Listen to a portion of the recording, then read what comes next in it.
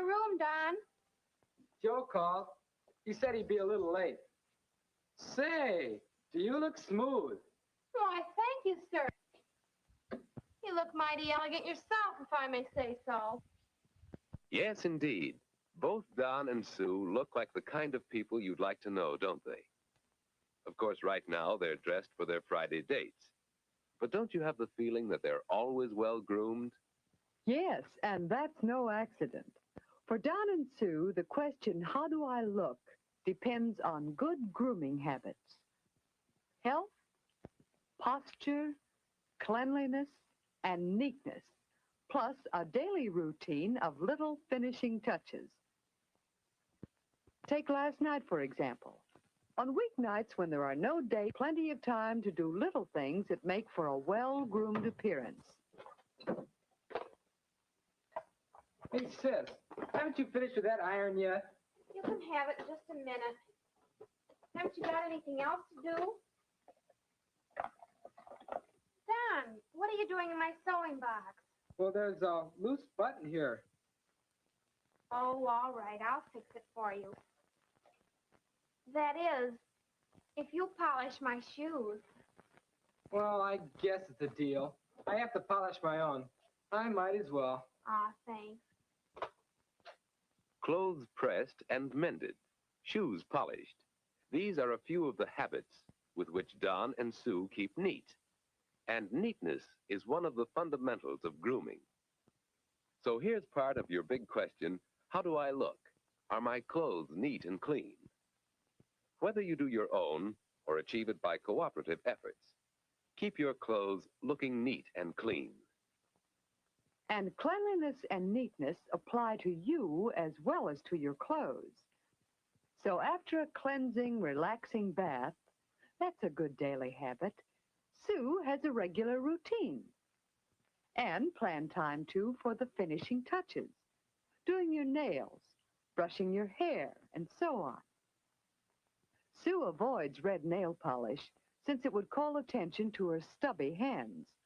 A clear polish keeps her nails sparkling. Once a week, Sue gives herself a complete manicure. Then daily care of her nails is easy.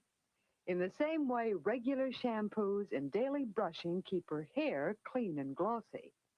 And these finishing touches that add so much to Sue's cleanliness and neatness all fit into a simple schedule of daily activities. And now for at least 8 hours of sleep. Good health is the rule, for health is one of the foundations of your appearance.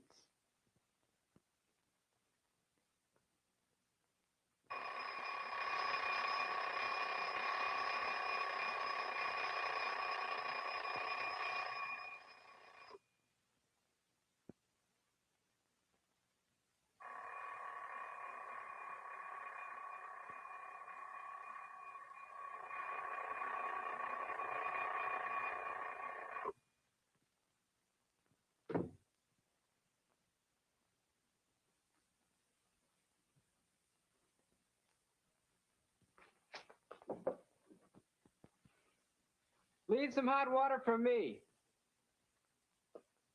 And hurry, I'll have to shave. All right, Don. What to wear? The weather has something to do with your choice of clothes. But Don also thinks of other things. Most of his clothes are clean and pressed, so he's not as limited in selection. How about these slacks and this shirt? What do you think? How will Don look in this combination? Let's hope he'll pay a little attention to patterns and colors.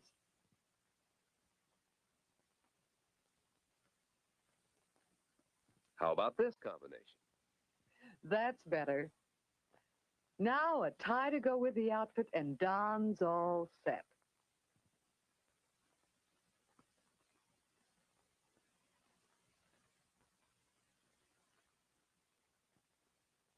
Don is putting one more finishing touch to his appearance.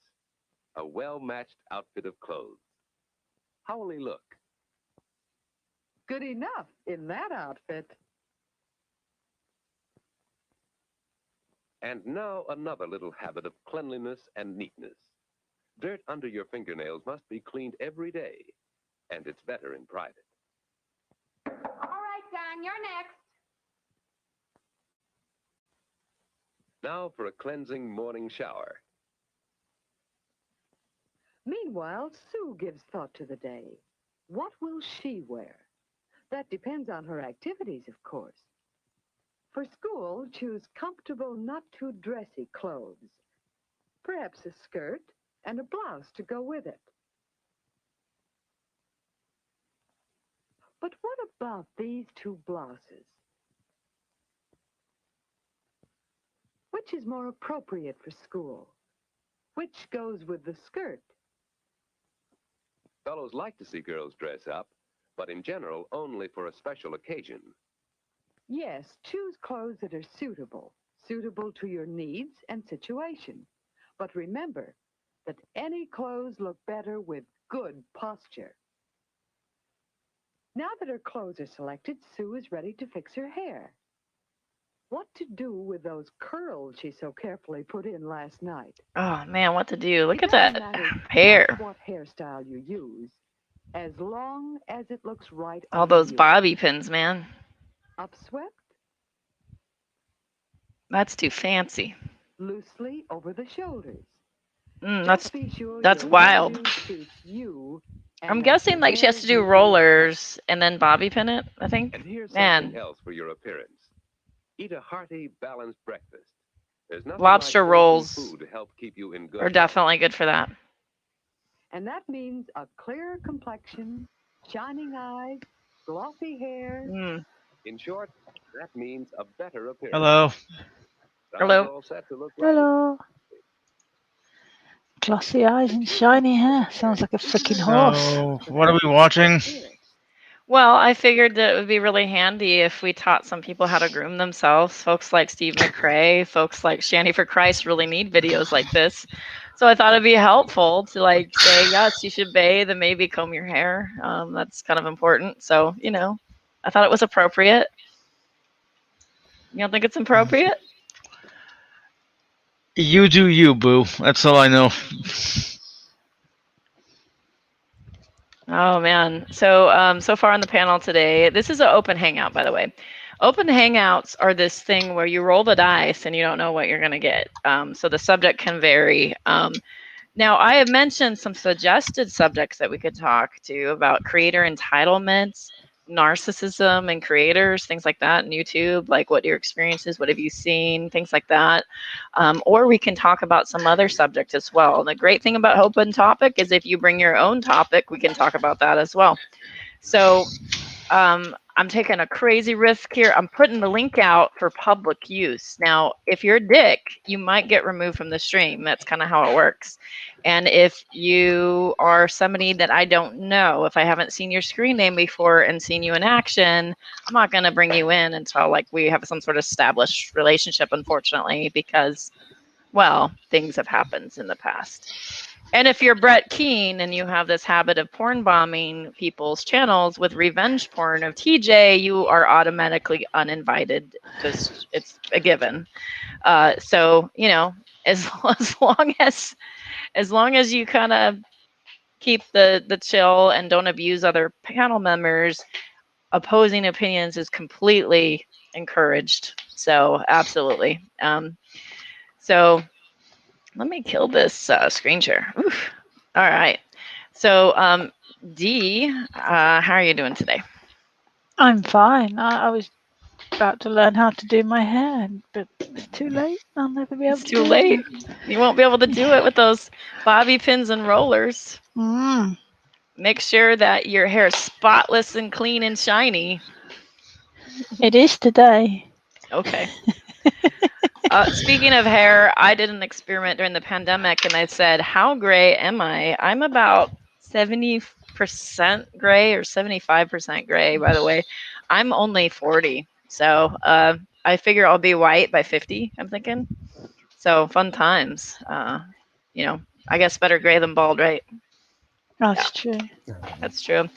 So I'll probably end up dyeing my hair eventually, but I thought I'd do the experiment and see what happens. Also, we have Midnight. Midnight, welcome aboard. The rule is don't be a dick. So I'm not going to let anybody bully you or chase you out of the stream. I know that that's happened in the past and people have messed around with you, but the rule today is that we're going to not maybe hold high tea, but we're going to act like we're at the dinner table and act really good to each other. Does that sound good? Yes. Okay. Hail Hydra. Cerberus. You know what? I love how you just did that. Well done. Well played. Okay. I like how you're swinging with that. I'm not going to make any other swings at you. That's good enough. Okay. Jesus Christ. Cerberus, welcome aboard. How are you today? Oh, not too bad. I just want to say I think I might be right there with you. The woman wanted me to grow a beard, so I've been growing a beard. Oh, And no. I have 2 long gray streaks coming down from the edges of my mouth going down my beard. Oh, like just like rogue status going down? Yeah. Oh wow. Okay. Wow. I didn't know. Sir, what do you think about that? Are you crushed? Are you feeling old now? Yeah. I mean, not older than I was before. No. Seb's really old. I mean, he's moved to being like, in charge of folks instead of being the kind of guy that has people in charge of him, you notice, in life. So with that usually comes age and experience, right? Usually. Yeah. I look back at my life for the last 20 years and went, yeah, okay, I see it.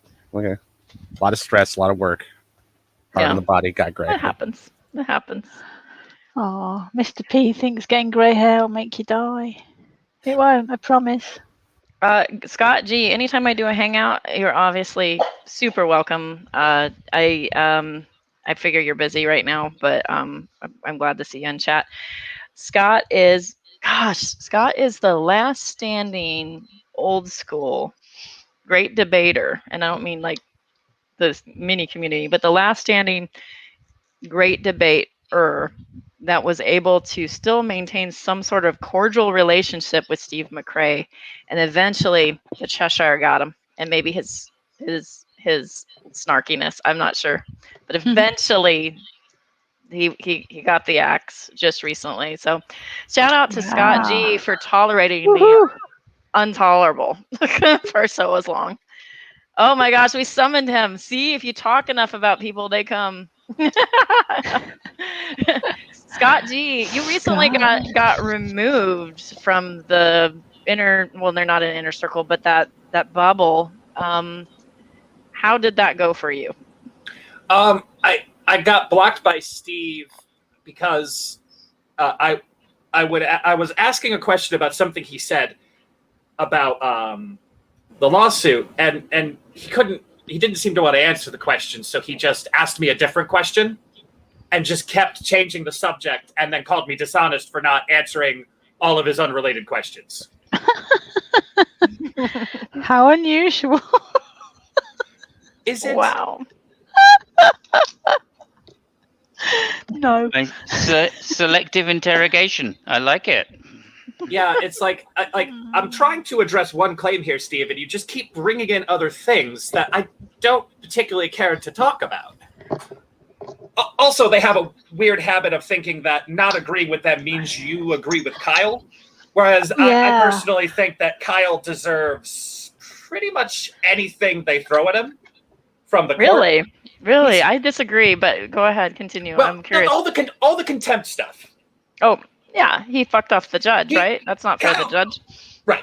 Kyle was stupid and thought that he could just blow off the court with impunity. like so many others before him. Right. He made that bed. He can lie in it. I don't care. I mean, not that I have... Nar. I like Nar. I do. I know that some people have scuffles with him, but I can't help it. I like him. To be honest, my one interaction with Kyle, and it was not me interacting directly, it was when he took over the GDC or NSS from Steve, and it had this group Discord chat where he was explaining himself, and it was the most vague, kind of sketchy, let's not pass judgment. And it's like, boy, you don't really have anything to say in your defense here, so I'm just going to go. I remember that. That was the NSS one, right? We were in the non sequitur Discord, and then he was like, he kind of came in like all subtle, and he's like, I coulda, shoulda, woulda, and I know I did something wrong, but you know, like, and then he comes in real soft, and then Hogtie and Sokka hold him to the fire. They're like, wait a minute, what did you just say? Let's go back. It's that one, right? That hangout. No, this wasn't. This was like, I don't know if it was a hangout, but this was like on the Discord, like just in a voice chat. Yeah, I is a non sequitur Discord some time ago. Yeah. And then I think Bull snuck in and tried to live stream it, and then he got booted or something. I don't know. There was something crazy that was happening. I don't remember. All I know is that I walked out of that like, yeah, no, Kyle is kind of full of it. He's charming. On one hand, Kyle is like really talented. Like, I look at him and go, geez, this is a man that does have a lot of talent and charisma. And for that, like he's fun to talk to. And when it comes to social issues, a lot of times I agree with him. Like when we talk about prison reform or gay rights issues, I completely align with him. It's just, I mean what he did to his friends is pretty rough, right? But I mean, to your point, the clips I've seen from the NSS when it was Kyle and Steve, I do feel like Kyle balanced off some of Steve's abrasiveness, which I think provided a good buffer to keep guests engaged. So really, I do think it's a shame that it fell out so badly, because I do think that they were a good combination for each other in terms of the NSS. But yeah, no, like I can't say I've heard him express views politically or otherwise that I disagree with. I just think that he's just willing to sneak around, and that puts him squarely in the camp of I just would not trust him with anything. You would be a 50-50 partner with Kyle? In perpetuity? No, I don't think perpetuity? I would. Purple titties. But then again, I've never really considered trying to make a living off of YouTube. Yeah, that's a thing for sure. Like, yeah. Oh, go ahead. I was saying I kind of want to disagree with Scott there. I only ever watched one Magic Sandwich show, or not Magic Sandwich. Sorry, NST. Yeah. And I couldn't stop wanting to scream at the screen, "Steve, shut up!" Yes, been there. Likewise, completely. Wait, what was the context? Let somebody else say the fucking point and get into trouble before you guess what they're going to say. I did watch that one clip where he went in on one of his Patreon donors, and I just didn't get it. Yeah, like, that was sick, wasn't it? Why? Like, there was no reason to like push that guy's shit in like that. And that guy looked so humiliated, and his head was in his hands, and it just hurt. Well, yeah. The thing is, the guy was trying to make a point, and it was like, yeah, all right, I've heard your objections, Steve. I'm not answering your question because I'm trying to make a point. And then Steve, exactly like you just said about Steve, then Steve had to insist on asking him the most stupid fucking question known to man, right? And say, oh, well, you can't answer it. This is what I mean. You're so dishonest because you can't answer it. Well, that's because it's a stupid fucking question that a fucking fifth grader could answer. So, I'm not answering it because I'm trying to make a fucking point, What was the question again? What is 1 + 1? Are you proposing that 1 + 1 does not equal 2? Like, it was something like trying to argue about analytic truths, which is annoying, given that stupid. Well, it was, they were talking, I mean, as we would say a lot of times at GC, they were talking past each other. This guy was coming from a very non-philosophy kind of viewpoint. And I think Steve knew that, but he just kind of ignored that. Well, he weaponizes philosophy. So we see weaponized philosophy in other communities. So let me say something. Philosophy can be fun. Philosophy can help you explore ideas, help you think in different ways. All sorts of great things philosophy can do. Or someone can utilize philosophy as a weapon to bully and humiliate and try to one up. Well, you don't know this, and just try to humiliate people. And we see that with like the Pal Talkers. Some folks came from Pal Talk and they came in and they were incredibly knowledgeable in philosophy, and they used their philosophy as a tool for ponage. Now we see Steve McRae try to use his philosophy as a tool for ponage, but he uses it in the most infantile ways. Anybody that knows a little bit of philosophy should be able to handle him just fine, and just it's no problem. But for people that don't know philosophy, he uses it intentionally, so he's talking above you and talking in a language you don't understand. And that has the effect of turning them off from philosophy. It does, and that's a shame, because philosophy can be fun and not a miserable shit show. So I mean, I can say when I was in college, I had friends who took philosophy, and I was like, that's a waste of time. I was an engineering major. Of course I thought that. But engineering. But getting into the GDC, and particularly when the pre-sup group came in, suddenly all of us were like, no, we need to learn some philosophy here, because these guys are just talking circles around us. We all knew the pre-sup argument was garbage, but we couldn't put it into words. And that took some studying, and that's where I was like, oh, wow, like this is actually a really good subject. And I kind of wish I had gotten exposure to it earlier in life. But yeah, no, it's often weaponized to just shut someone down. I don't. I think the way they teach it, where they teach it, is just a really bad way to do it. Most people need it to make their lives better, but they cram it full of so much unneeded stuff. Like, you don't need to know the history of philosophy. What you need to know is logic. Well, that's the conflation that people think that philosophy is logic, and it's not. They are different subjects, I'm afraid to say. Although they do overlap considerably. Well, I mean, says he disagrees. Steve doesn't weaponize philosophy. He weaponizes concepts that he's parroting from somebody else. There's a huge difference. What? I agree with that. Yeah, good point. But if you're going to take a course in logic, it's going to be like under philosophy.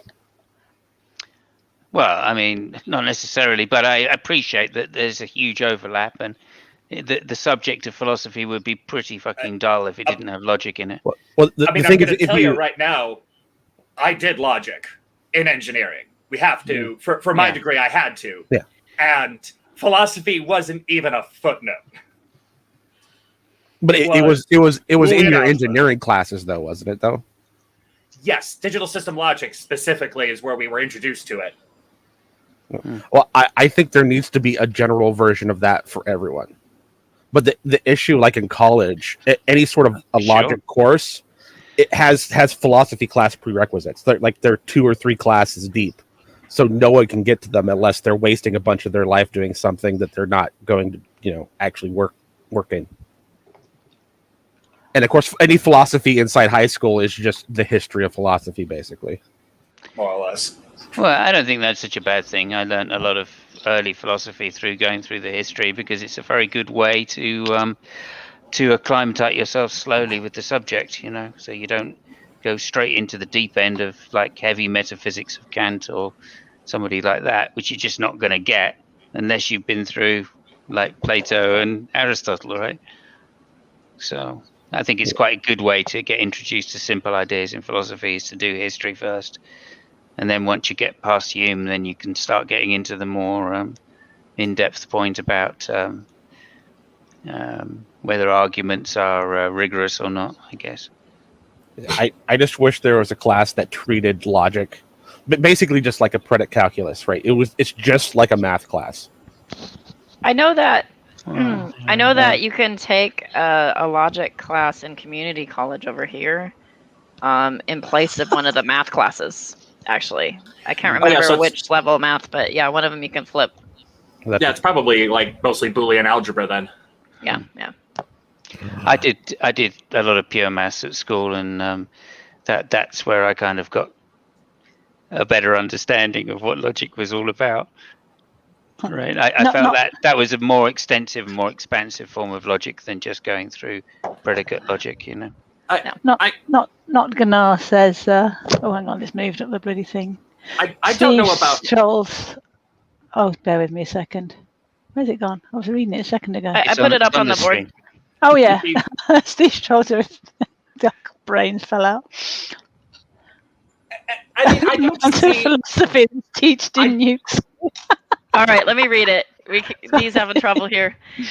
Steve Sorry. trolls are epistemology trolls, not philosophers. You made a claim. What's your evidence? Herp or derp?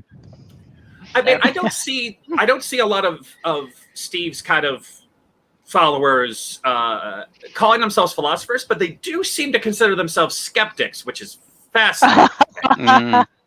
Because I don't know many actual skeptics that would accept source dude trust me so often. Yeah, that whole trust me, I've studied this, trust me, I'm educated, instead of like, hey, like, I think I know what I'm talking about here, check it out. Like, I've noticed that there's that weird trust me label, and that's really odd. They don't want to show their work. Yeah, why is they that? just want you to take their word for it when it's about them. They'll sit there and hold anyone else to the fire. Yeah. But not their people. Yeah, if any of them just say trust me, anyone talking to them needs to say just go get your Ouija board and tell me what it says. Oh, I mean, God. they also present no evidence and expect you to disprove what they're claiming, and it's like, well, I don't even have to. Who was anybody in here for the Ouija board incident? Because I wasn't here. I just heard it secondhand. Were you there for it? Yeah. What do you mean the post, the Ouija board post? Or Yeah. is that... Was the McRae Ouija board incident? Were you part of that? Yeah, mate. I was the one that put the first fucking response in when he first came out, and I just went, "This is bullshit, right?" And he went, "No, it's not bullshit." I went, "Yeah, but you must have been like having a party with all your friends drunk, you know." Okay, what is the Ouija board incident? I don't know if I was here for that. So Steve Steve has believes a in lot Ouija of boards. evidence, but it's secret evidence. Yeah, that's true. Yeah, we know where it comes Sorry. from now. Steve, what's Steve this being Ouija the board? great skeptic that he is, Mr. Captain Agnostic, who leads a team of skeptics and atheists, by the way. He says he had an experience with a Ouija board. Oh yes. Yes, an He made a experience. post in the GDC saying one of the reasons he's agnostic is he believes that there is people on the other side which can influence things and give messages, secret evidence, I'm guessing he'd now call it. Jesus. And so, like I said, oh yeah, but you're probably just drunk. It's just that with your friends, and you were just, it's other people pushing it around the board. Yeah, And there's he some went, "No." explanations He there. said, "No, that's not possible." I And mean, said, "What do you mean?" rationality. if He I said, remember "No, that's correctly- not possible." I said, "What do you mean it's not possible?" And he goes, "Well, I was on my own." Wait. He was using the Ouija board on his own? On his own, and he got a message from the other side. I mean, I don't know. I don't know how to comment on that because I know. I honestly don't know where to go because he was using the Ouija board on his own, which is fine. I get. You know what? I'm not going to comment. Go on, Scott, please. So, I'll say about this. I've been involved in a lot of the pagan communities lately, and I will say that what Steve just described there is what in the pagan community would frequently call unverified personal gnosis, which is to say you've had a personal experience that nobody can verify for you, but you've had it. And that is a lot of times what brings someone to one of the pagan religions is experiences like that. But I've never seen a pagan who would try to present their unverified personal gnosis as a reason why you should believe they're correct. But that's also something that atheists and a lot of theists don't understand about most of the pagan religions is that none of them feel or even have any obligation to convert anyone. Yeah, they're not very evangelical. They don't have to increase their numbers. Yeah. Hey, Fabio. Yeah, rub it in, Fabio. Universal healthcare. Yeah, love you dearly, Fabio. So and I didn't know what to say, obviously, so I said something. I mean, you know me. I'm never sarcastic. I never take the piss. So I wrote back a very, very fair message, just calling out that it might be bullshit what he was saying, and it didn't go down too well. So yeah, I got blocked at that point. You So, got wait. That was what got you blocked. Was the Ouija board? The Ouija board instance was the thing that made him go, "Oh, Simon's you're such a troll." Oh, wow. I honestly think that the only reason that I lasted as long as I did with Steve is because I like depressioned off the internet for a little while. I think I just pointed out that in my perfectly serious and reasonable message, which wasn't taking the piss very much, that it was a game by Parker Brothers. Did he realize he was playing a game when he was having these supernatural experiences? And, I mean, Parker Brothers was mixed the boards, but I don't think they came up with the idea. No, well, they rarely do come up with the ideas, but it's still a game by Parker Brothers, right? It was Holy Spackle's fault that I got blocked on Twitter by Steve. I can explain. That was oh my gosh, that was so horrible. That's what friends are for, Dee. That's what friends are for. Dee, tell the story. They want to hear your voice anyway. Oh, bless them. Well, they'd been going after Holy Spackle. I forget what it was about now. It was because I said Steve was a ship provider, and then Steve said I attacked his daughter. Oh, right, yeah. A ship provider, did you say? I mean, SHIT. Ship well, provider. I basically, strangely enough, on Twitter, my name begins with D. And I basically responded saying, I think he was calling you dishonest or something, wasn't it? And I sort of said, I've never known Holy Spackle to be dishonest. And unbeknownst to me, he then promptly blocked me, and I didn't see the message until someone else told me because I was blocked. That was obviously a Holy Spackle sock account.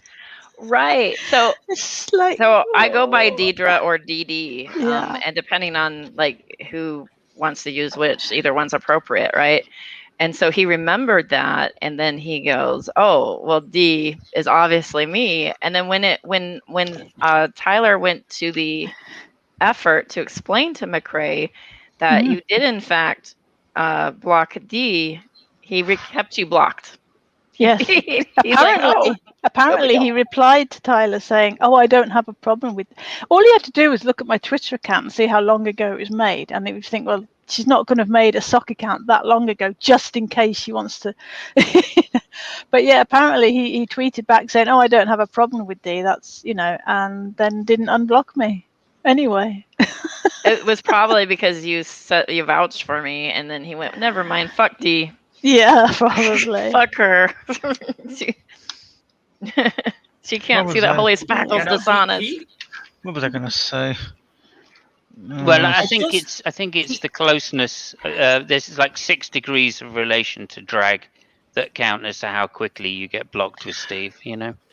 I lasted a pretty long time for being Drag's admin for so long.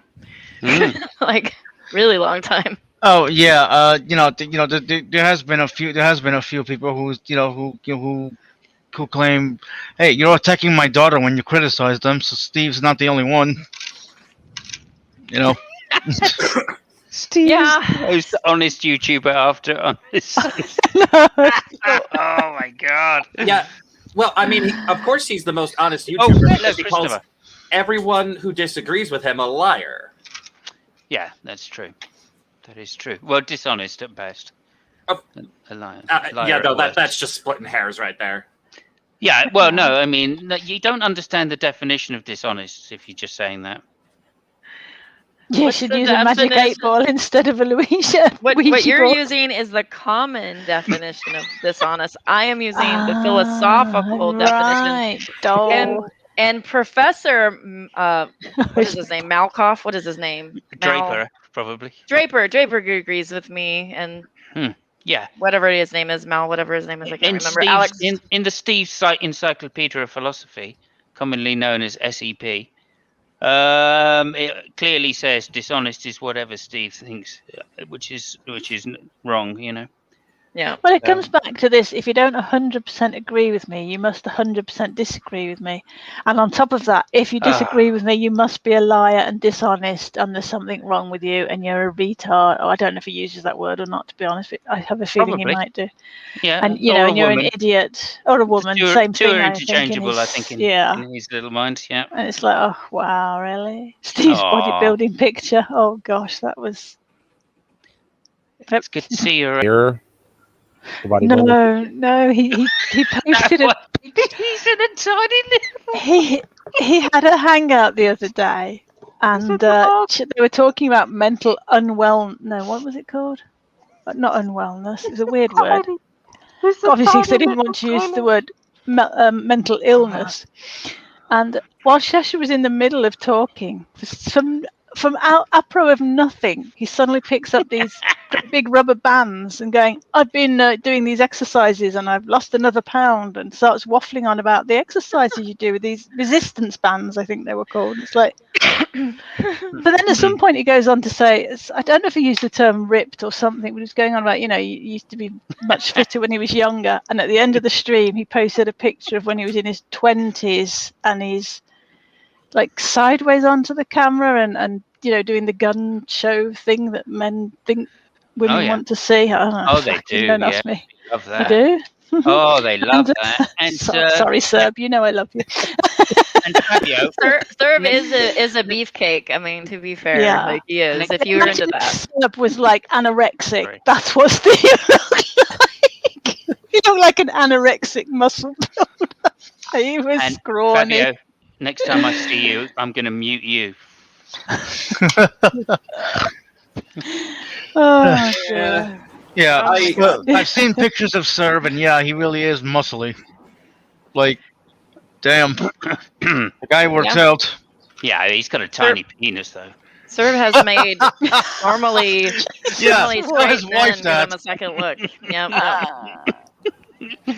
Well, it looks that way because his legs are so big. That's all I'm saying. One day I'll get on camera again and do another dance in my new pair of Speedos. Oh, I can't wait. I wish I was around for that, because I guess Please don't. I've only started masturbating again after the last time. Oh, Jesus. Yeah, I mean, it might be an extra turn off for you, because the last time I did it in an American flag Speedo. You did, I remember, yes. Wait. Actually, I think I saw a picture of that once. Why a lot of people were taking pictures. We need to be careful because we don't want to Steve McRae anybody. Does everybody feel comfortable with the conversation? Do you consent to this? Because if not, we can change the subject. I want to make sure everything. Yeah, no. Like although to be fair, he did say tasteless. I don't know. I think Serb should put up or shut up. He did say Speedo. Yeah. So my husband has these Speedos. He's like he has like the sign up where they sign him like underwear and stuff like that. And they sent him the Speedos for some reason. He's not a Speedo wearer typically. And he walks in and he's wearing these Speedos that look like the statue of David. And I'm like, what the fuck are you wearing? Like it's the statue of David, like the part. And like, I'm sorry, but statue of David is, well, he's a Steve McRae size, so Oh, poor statue of David. Yeah, a budgie smuggler, as they say in Australia. So you're telling me when he started walking around the Speedos, you didn't grab some bills and like just throw them at him? Oh, yeah. To Jedi. No, I'm saying he's better looking than the statue of David that he was wearing. So I was like, why are you wearing those? That's weird. Just take them off. Is that what you said to him? That's right, because it's much better. But he's talking about wearing it as a, like, it's funny. It's funny because the picture's tiny, but the bulge is big. And so I'm like, what the fuck? Like, what are you going to do? Are you going to wear this at like a pool party? Just show up at that. No, that's great. The smaller the picture, the better. That way you could see that it's stretched. So now you know, statue of David, Speedos do exist. So okay then. Yeah. I meant to say browbeat, but didn't quite get that in the comment. What was the actual comment? I have to go back and The short version of it is that Steve will browbeat people about set theory, but then turn around and say things like a TRO, a temporary restraining order, is not a restraining order. It did Right. what? How does that work? Some ROs were granted today, apparently. Is this So let's be Crazy charitable science. with this. Let's ask some questions. And I wish I mean- Nate or somebody was here. So if a TRO is granted, and he keeps priding himself saying that it wasn't an RO, right? Does that mean that the standard for putting a TRO is lower? Yes, that's why it's apparently temporary. so. But apparently it's a very short period of time. It's not 2 years. It's and also the way I was told it was understood, and I'm not any expert in law or American law especially, that a TRO is granted upon request without evidence. So if you have evidence, then they can actually grant an RO, and a TRO is like, okay, for maybe a very short period of time, like a week, until the other side can respond, or until you give evidence to extend it to an RO. Who's actually got this TRO and what have yous? Oh, is this about Katie Well, Joy? Yeah, Or is this that- was Steve was saying from it's ages ago? It's not a, despite the fact it says on it a RO. He was saying it's a TRO, and I've been led to believe that the difference between the two is fairly significant. Shadow But- says it's a temporary job, not a job. It's exactly still a the same. restraining order. Yeah, it's exactly the same except for time period. Yeah, Yeah, no, function. basically. They function the same way. It's like think saying a 2-inch line isn't a line. Sorry, it's like saying if you've got a 2-inch line and a 7-inch line, then the 2-inch line is no longer a line. Yeah. Do you know? It's like No, I'm it's getting confused with speedos again. Sorry. But they're crocheted substantially Speedos. easier to get.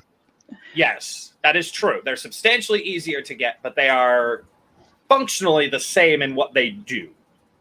Yeah. Yeah. Temporary means non-existent. Is this what we? I just what? What? Like, there's so many things that are temporary, but they're still the thing. It's just that they're only temporary. I think the difference is, I mean, obviously there wouldn't have a different name in law if there wasn't a difference. That's the first thing, right? So Oh, it was granted for 2 years, but he had grace period to go to the court, and they agreed to an NDA for 1 year instead, apparently. right. What Steve had against him was an HR. What's an HRO? What? He says what Steve Shadow says what Steve had against him was an HRO. It was I've no issued idea. ex parte. The judge felt there were exigent circumstances and did not need to hear from the other party. That's why Steve had to request the hearing. HRO? I don't know what an HRO is. An Human honourable restricting Resource order. Order. Google's not very helpful. There's a lot of harassment Oh. restraining order. Oh. There we go. Oh, harassment restraining order. It's hard because some of these things are different in different places. Like where I live, you can a restraining order isn't well, the temporary restraining order. There's like a version you can get directly from the police station that doesn't even come from a judge. I see. We're only alive temporarily. No one is really alive.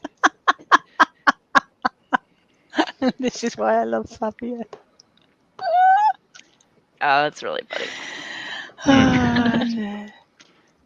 I feel the same way about being Italian, by the way. I'm only a temporary Italian. Oh, only a temporary Italian. Yes. Well, yeah, apparently because according- England lost the European Cup. Go ahead, Midnight. Apparently, according Lost to it. We Fabio. had never had it. Okay, apparently, according to Fabio, I'm not a true Italian. Even though I was born in Yeah. Italy. Oh. Like I remember, yeah, I was born in Italy when I came here. I was born in Italy in 1994 and came here in 1993. Okay, I got a How question. old were you? 8. Obviously. Do Do you the swing? maths, Holly. Do you swing your arms I was around gonna when you say. talk? Kind of, yes. Perhaps Okay, then we maybe need you to are buy. Italian. Perhaps we need to buy. But I do Holly that too, and a I'm not Italian. Ouija board. Do you say, for fuck's sake? Like Fabio? Seems to improve it. Not really. Go there. That's Do you it. speak You're in not some Italian. like Eastern European accent? No. Do you put meat in your pasta? Who doesn't? You don't have to be Okay. If you put meat in your pasta, then you're not really Italian. Oh. What's a true. That's They don't do VAWA? that. Point proven. Didn't the judge do a That's American. VAWA? What's a VAWA? Power. That's something to do with. Okay, extending well, the I restraining am order to Italian. the- You're Italian like I'm Irish. I'm third generation Irish, but like Yeah, but I was literally born in Italy. I like potatoes. Well, one of my sisters was born in the Middle East. She's still not Middle Eastern. To be fair, that could put you anywhere between alcoholic and just an American. I like whiskey. Yeah, well, okay, there we are. By heritage, I'm French. Oh, and I mean, violence against women. Yeah, we're just. Thank you. Yeah, we're I just. know. Yeah, we're just moving on. Yeah. Said they're French. I'm resisting I'm urge teasing. to It's murder. friendly teasing. Trust me. You're good. I believe you're Italian. Truly, like it's Yeah. I don't know why they've got to legislate to have violence against women. Why they have to legislate to have violence against women? Is that what you just said? Yeah, and a Violence Against Women Act. You have an act for violence against women. I know. I was kind of like thinking this could be one of three things. Let me work out what he's saying. He's talking Well, about I how it's mean- written. I mean, is it because violence I'm just against trying to- women isn't real violence? I'm just trying to No. keep harassment orders light. That's all. I was saying there shouldn't be an act to have violence against women. Put Fabio's one up there for, Well, for He's midnight. yes, that is what he's saying, but not in the way that it sounds. I mean, no, that's truth be fine. Wait, hold on. What if What's- Fabio? What happened to Fabio? Why did he leave? Doesn't he love us anymore? Never trust the never trust the name of any act or bill in the U.S. Let's be real here. Citizens United has nothing to do with the citizens. It has everything to do with enabling corporations to bankroll politicians. So I've just seen Fabio's comment. I have a female friend who was born at sea. She's not a fucking mermaid.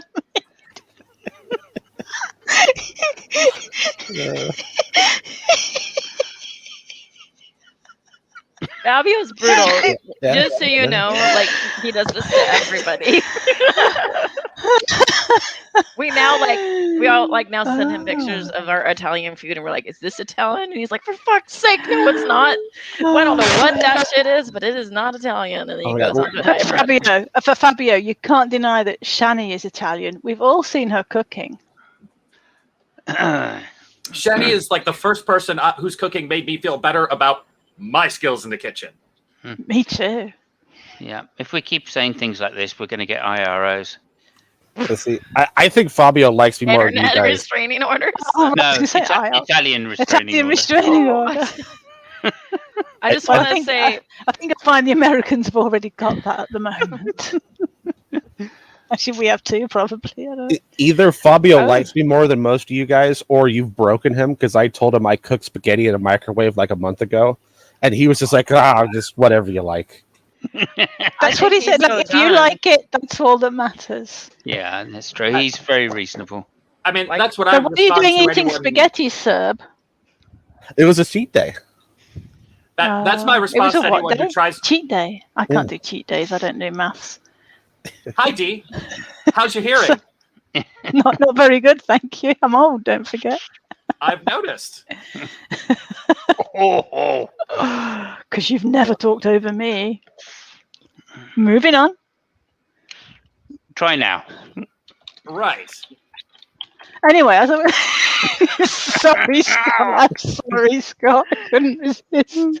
To be honest, I actually drew a blank on what I meant to say. all right, I'm know giving the Scott the feeling well. floor. What are you trying to say, Scott? Shit, it made me feel better. Okay. What the hell was I? Oh, right. That's the whole idea of like having things the right way. That's like people who lecture me for having whiskey on the rocks. Like, you're supposed to drink it neat. I'll drink it how I enjoy it because life's already short enough. Fair enough. There is that. Indeed. Mhm. However, the problem with drinking whiskey on the rocks is as the ice melts, your whiskey gets weaker and weaker. Well, I mean, Just teasing, that's why Scott. you need to be efficient. I'm just teasing. I don't care how you drink your whiskey. Yeah, and to those people, I say there are whiskeys specifically made to be drinking with ice. And I mean, I've done whiskey what? neat. My father-in-law took me to a bar when I was 21, and we St. Patrick's Day was room temperature shots of Jameson's. Jameson's. Is that? Oh, I never heard. I have actually. Jameson's Irish whiskey. Yeah, I know Jameson's. Irish. It's very, very popular Irish whiskey. That first shot was just pure burning. Lovely. There's nothing wrong with adding water to whiskey. After that first shot, however, there was a whole like palette of flavors. Everything tasted like whiskey after the first shot. Is that what you say? We need JD Kane in here for this conversation. He's like the whiskey king. I actually went to a pairing thing when I was on a cruise one time where they were pairing. It was whiskey with different beers, and it was That's nice. a Jameson like stout whiskey, and they paired it with a Guinness. I want to say it was like a Blue Moon, and then like a Belgian Pale Ale. And it was so weird. You would try the whiskey and then try to drink the Guinness, and the Guinness just tasted like water. Wow.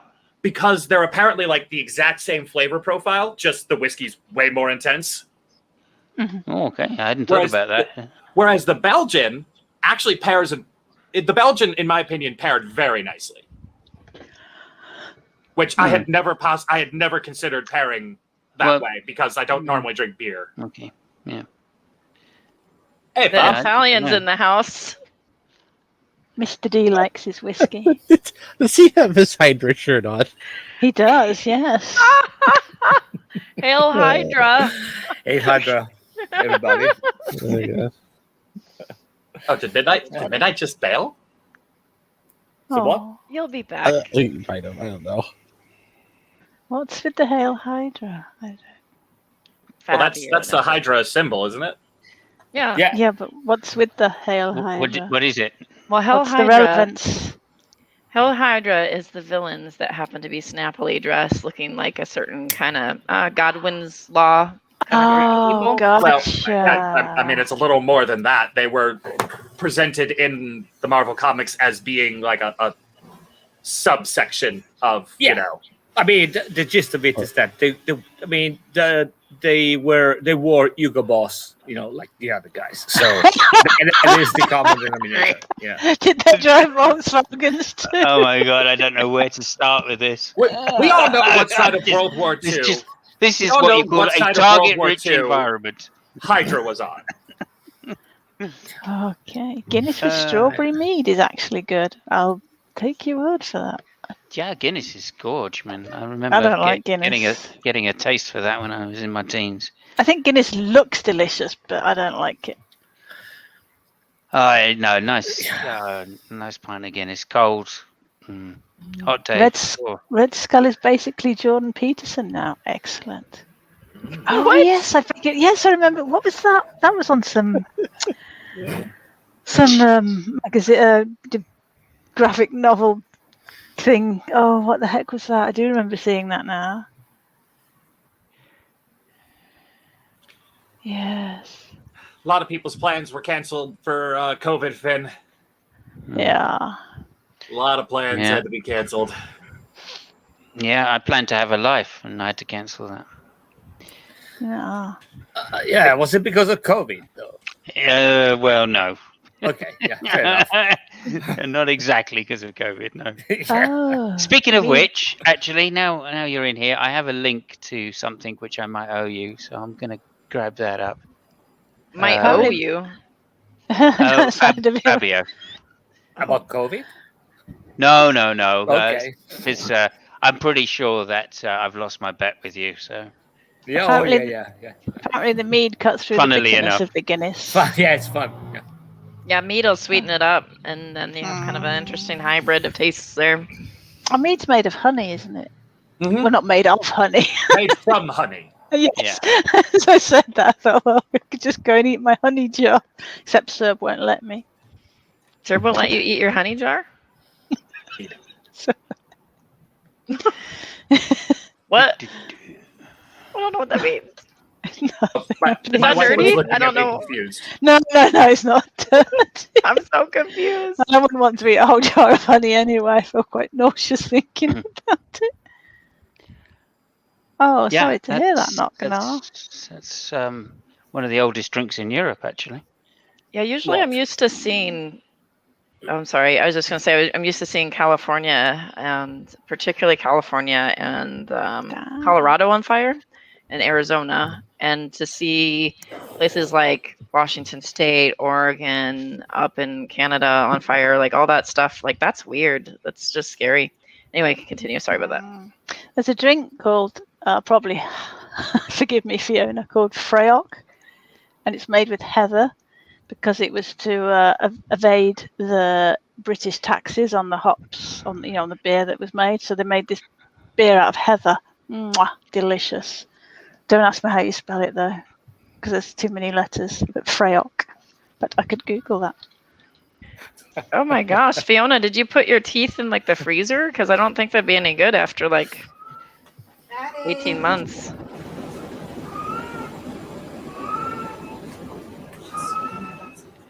Oh, it's Fraoch. I recommend it. It's really nice.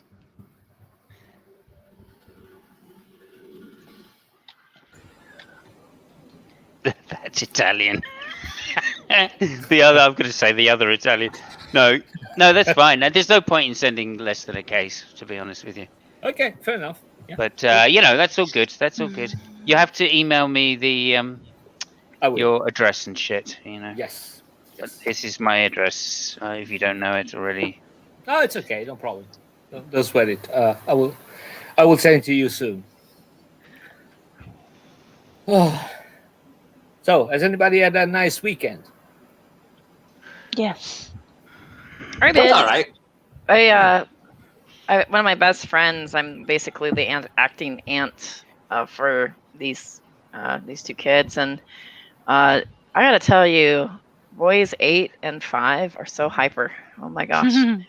I came out of that so tired, but they were really cute and they're great. And we did like build your own Sundays, and we did like all sorts of fun stuff. So like it was a good day, and we did like the pool and stuff like that. So, but like they're boys like to pretend to kill each other like every so often, and you have to like break it up every so often. Yeah. Yeah. I was at it was my nephew's 9th birthday actually this weekend. So I was over at my brother's house. Did you kill anybody? Me? No. Yeah, or pretend to, I should say. Mm-hmm. No.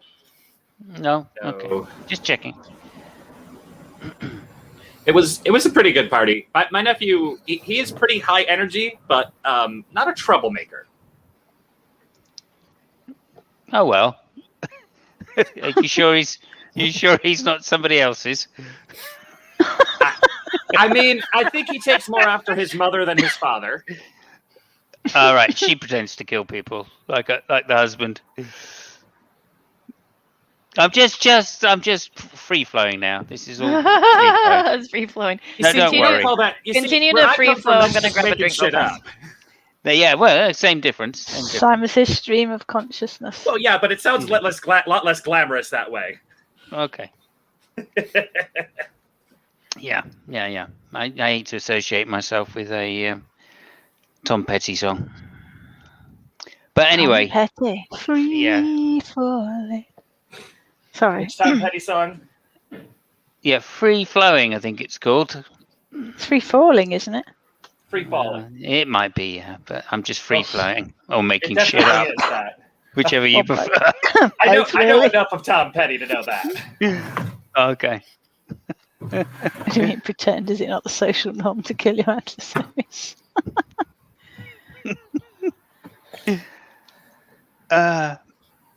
Jolly good. Yeah. So, what are we on? Oh yeah, back to Steve and his fucking Venn diagrams. Holy shit! Oh jeez. Wow, It's free balling. Lucy, you daft bugger. The Venn diagrams kill me. Yeah, it made me laugh they as pretend. well. I mean, the fact that you would put down a really shit argument in writing is bad enough. The fact you'd actually make a diagram out of it just makes me laugh so much. And then, yeah, you know. I don't know who he thinks. Well, no, I mean, he has his cult following. It's never been refuted. Yeah. Yeah. Never been refuted. Right. Which actually just says to the number of people or the intelligence level of the people that have looked at it. I mean, that's all that's telling me. When he says it's never been refuted, I just go, oh, so you've only had idiots look at it then. Oh, okay. I mean, didn't it get put up on like a Christian website? Well, he posted it in Tom Rabbit's, which is where the Bell Talkers hang out. They just couldn't stop laughing at it. Yeah, that went very well. Yeah. The people's Venn diagram. Jesus Christ. Yeah. And they literally laughed behind his back as they're trying to agree with him that it's a fucking great argument. Oh, dear. I can't even remember. What was the actual argument?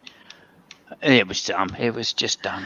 There's never been and it actually, people can't stop laughing. It all circled back to the definition of atheism because, as we all know, Jesus, I should have known. is something worthwhile to keep just rehashing. Yeah, that's the hill to die on. Yeah, and it basically just proved that what Nate said in his video 2 years ago was absolutely fucking spot on. And so that was the great irony that I enjoyed in it.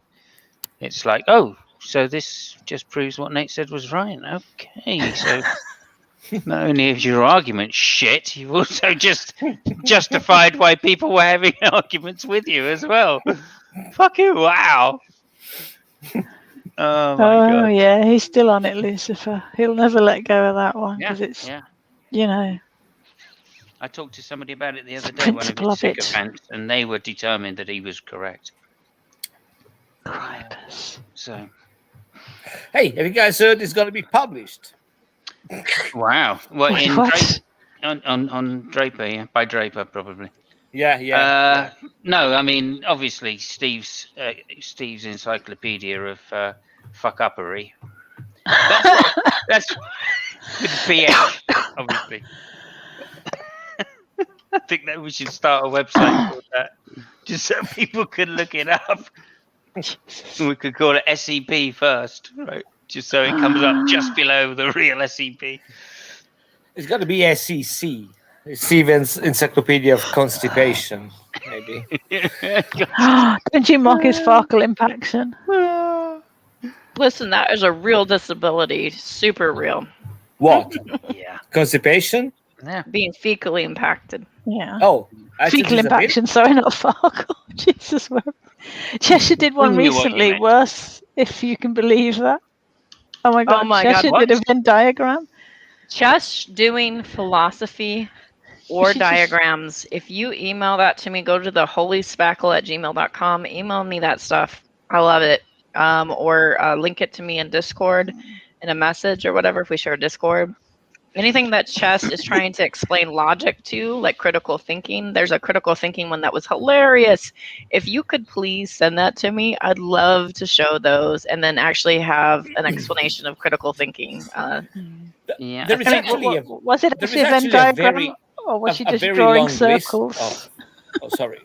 So there's actually a very long list of things that Cheshire does, which are, hilarious. Starting from, I don't know, opening up a bottle of wine to philosophy, making a sandwich, kissing a dog.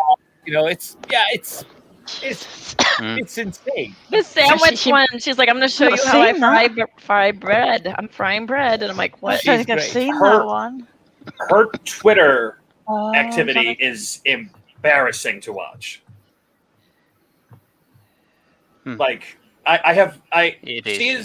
She has this, she wants to try to, anyone who's disagreeing with her or Steve, she wants to twist everything they say into the worst possible interpretation. Like a good example, using myself here, I called her Steve's right-hand person.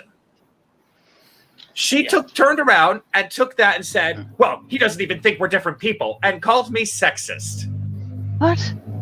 Because apparently I didn't think women could think for themselves because I said that. And That's not something you would say. Yeah, no, it was just like, wow, I'm not even responding to that because it's just... She did that same tactic. I watched that on Twitter. She did that same tactic to Sokka. Sokka's a misogynist. She's always a misogynist to me. And I was like, Sokka respects you on your merits. Gender has nothing to do with it. In fact, Sokka says things all the time. Like when we talk about gender roles and things like that, Sokka says like a man can be nurturing, a woman can be logical. Like he doesn't care. He doesn't care what your gender is, how you're identifying, or your body parts. Like either one, they're two separate things, right? But like it doesn't factor for him. Apparently this Venn diagram was on 2 months ago on Twitter, but April's blocked, and it's something to do with the critical thinking volleyball court. 2 months ago on Twitter. To me, that's not even the greatest accomplishment. And I understand it. I'm just talking personally, but as being the person that I have 2 open bottles of wine professionally, meaning that I drink a lot. So alcoholism is not a profession, Fabio. Yeah, well, listen, that's what I tell myself, and you will not talk me out of it. So her video of opening a bottle of wine I cannot open a bottle of wine without thinking about that. And listen, listen, and I've tried, right? So I've tried opening one with one hand, and I did better than that. I tried with my left hand. I also tried to open a bottle of wine with no hand, just with my mouth. Okay, that was tough, but it took me less than her. So it's yeah. I was just, when she was just putting, the thing on the bottle, and she was turning the bottle like that. And I was like, so at a certain point, I thought to myself, oh, she's turning that the other way around. It's this bit coming up. It's the look of confusion that's coming up shortly. That. What? Critical wine opening. Okay, that is almost physically impossible because she's actually turning the bottle the right way. Oh, really? No. Yeah. It is. The cord is the wrong way, isn't it? No, it's clockwise. No, it isn't. Anti-clockwise, isn't she? Oh, is the camera reversed or not? Though? That boggled my mind. It's amazing. It's hysterical. Yeah, Kristen, you're right. It's hysterical. This is a sped up video, by the way. I know. Everything it's nice hard sped to take up. Chesh seriously when she accuses people of misogyny when put it she up. walks into the stream and everyone on stream is catcalling her, but apparently they support and empower women. Isn't she communal property or something?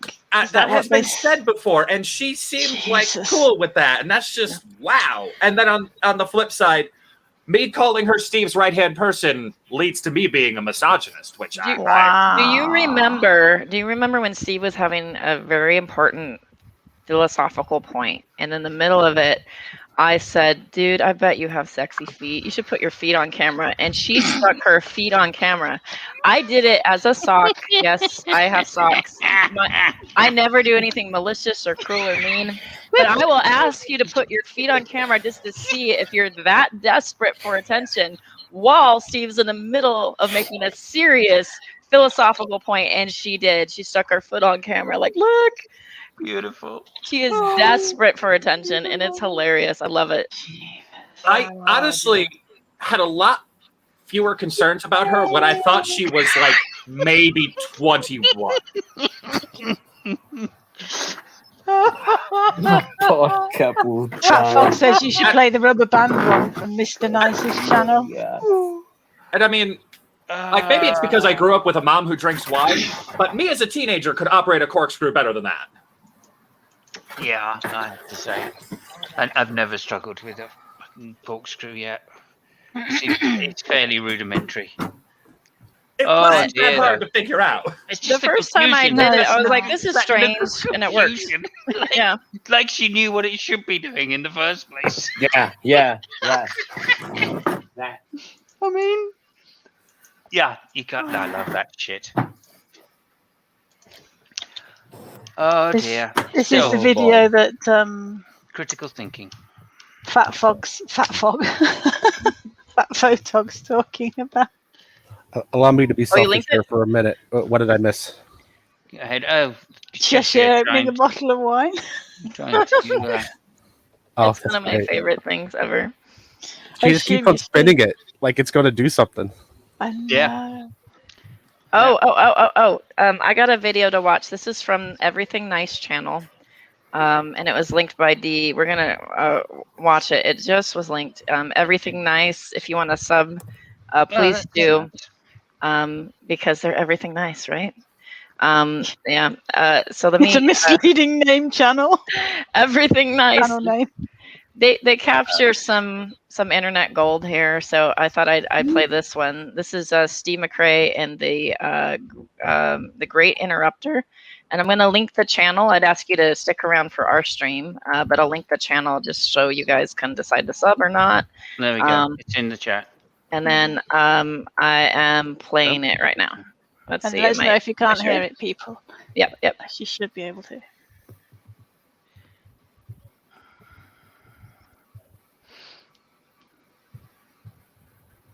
Rubber Band and Man. have these kinds of conversations about how you do deal with it. You don't have to talk about your trauma.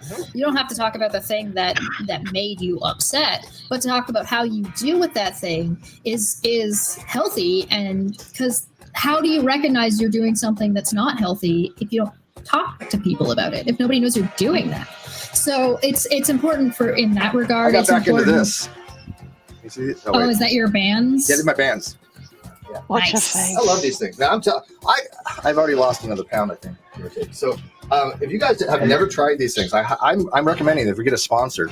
These resistance bands, I know they're kind of hard to see, but dude, these are great for exercise. I think these are one of the best exercise things in the world because I have very limited space. Most of my shit's packed up, but I haven't packed up these. We know your shit's And packed you up, just sit mate. there and you can do isometric exercises, even to build up just simple things like that, and they really do work. So. Can I Clark just for point out? 1999 said to help you. Thank you, winky Cord. face. Thank you. That does And like help. sometimes one of the things that we like to do on this channel, on Steve's channel in particular, is rum and coke nights. Rum and coke nights are just like we're just gonna chill out, we're gonna relax, we're just gonna talk about whatever, we're gonna drink and have a good time together. And nobody's obligated to drink, nobody gets bullied into drinking. There's no toxicity around it. There's no nights where I've been on, I never drank. It's I just just funny sat. to show your bicep. I really can't because I'm wearing a long sleeve shirt, but I got it. Trust me, it's there. It's there, buddy. Okay. Sorry, We had a guys. discussion about it in the comments. Yeah, I'll guarantee you, this is going to be on so many different videos. People are like, look at Steve. Oh my God, he was skinny. I was a skinny shit, but I was in good shape when I joined the military. And I got to tell you, if you ever want to join the military and you're not in shape, one, you will be in shape by the end of boot camp, but two, it's going to be a hell of a lot harder because it sucks.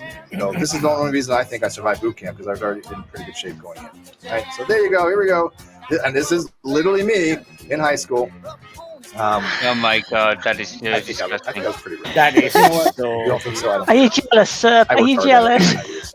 Yeah. Working out. Yeah, That's I'm why uber a lot. jealous. So I was cut. I had a lot of muscle coverage. Low fat, very low body fat. Has he got eyeliner on, or someone punched him in the eyes and he's got just? Can I just try to defend Steve for a second here? You can he try. he said he lost a pound. So a pound is, a little bit less than half a kilo, and did that with those bands. I think there is a reason because of that, and it all has to do with the fact that his asshole is really blocked. So using the bands probably helped him taking a shit, because usually when they take a shit, Of that's course. that's how Especially if we you're all- backed we all- up for. yeah. I thought it was because he put the bands down and then weighed himself. Oh yeah. and sorry, sorry, Deidre. Deidre, can you play the video that I linked? Because I thought that should have been played after the bottle thing. Oh, sure. Let's see Yeah. here. Fabio, link to video. Let's see. Italian. The Italian. Let me grab it. That Let Italian. me see. That Italian. All right, let me find it. Just right here. Because Okay. I just want to propose, a more classy way to open something. All right. I'm sharing it. Sorry.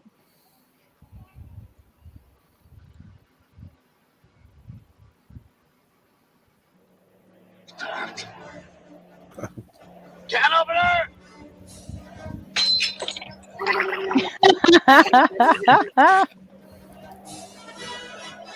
That is way better than anything Cheshire has done. That is It's fantastic. She should have gone for that one. Now, She if would've she been- did that, she would have been my fucking hero. Oh yeah, no, that would have been badass. Yeah. Like or dislike her, that would have been a power move. Oh, fuck yeah. Jesus Christ, man. Fantastic. Anyway. Oh my god. So was he drinking in that stream? I mean, that wasn't a rum and coke. That was their judgment call thing, right? Yeah, that was their judgment. As far as I know, he was saying let me reply to Christian. Is because I drink a lot, I smoke a shit ton, I masturbate regularly, and I eat whatever the fuck I want. Oh, and ride motorcycles. That's how I get younger. Yeah. Let's not forget that it was a rum and coke night that gave us King Steve as a moniker. Cheers. He's not a pawn, you know. I actually thought it was because you'd been to the Ron School of Dieting. Ron Jeremy School of Dieting. But no, obviously not. Christian, you would not. I don't believe you. I'm However glad that other angry you people. were. I'm glad other people saw this. Like they were like, I was like, he looks like Ron Jeremy, and like everybody blew up. Like he looks like Ron Jeremy. I'm like, okay, I'm not the only one that's seen Ron Jeremy. Like, I never Wow. made that comparison until he dyed his hair. Oh yeah. Yeah. As soon as he dyed his hair, it was like, oh, fucking split at birth. You know what I mean? Now, that Separated brings at us- birth. That Sorry, brings us you back to what are we you guys originally talking about? Are you guys talked talking about. about Ron Jeremy, the porn actor? Right? Yeah. But that's, I was going to say, Oh, when we were we originally know- talking we about know grey which- hair, we one know piece of which one- advice. We know one which piece of one got the advice I was talent. One piece of advice I was going to give: that there comes a certain point where your skin tone changes. So stop dyeing your hair because it won't suit you. Just putting that out there, people. I mean, I might be in a minority here, but You are. You're If- Italian. well, yeah. No, I just want to say that if people would compare me to Ron Jeremy, it would. I mean, I would love it to be for everything, but the face and the looks. so something else. The hammer. Ideally, you'd be famous for the same thing Ron Jeremy is famous for. Yes, there is that Ideally. too, Yeah. right? Yeah, Yeah, ideally, right. Oh, you right. mean not being the ugliest looking porn actor that's been around? Yeah, in the just last Well, being a 30 porn years? is actor, also, yeah. there is also Oh. the fact that apparently he can give himself a blowjob.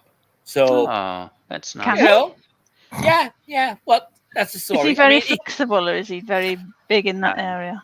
He's well, a I porn think actor. it's a combination. Ah, I don't picture him being. I don't flexible. I think don't he's picture him not. at all. He's not that flexible. What it is he has a big dick and a really tiny torso. Yeah. Oh, okay. Yeah. Clearly, Two things- still, two- it's two a things feature. the ladies You know what I love, mean? Unfortunately. A lot of Christopher actor. I'm right.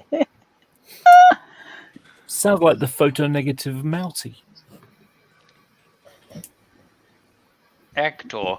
Photo negative. Tall torso, micro penis. He said this. Oh, with you, gotcha. Yeah. I will say, what didn't get me blocked was telling Steve straight up, Chesh is a snake. I said that to him in DMs, and that didn't even faze him. Wow. Yeah. That's shocking. I'm surprised he didn't be like, shut your mouth about my friend. Does anyone remember what No, got he me just blocked? went, yeah, it's a woman. What got you blocked, sir? I can't. I went into a room with him. I told him up front I was going to do nothing but troll him. He proceeded to argue with me, and then finally came to the conclusion I was trolling him. And I said, "Yeah, I said that."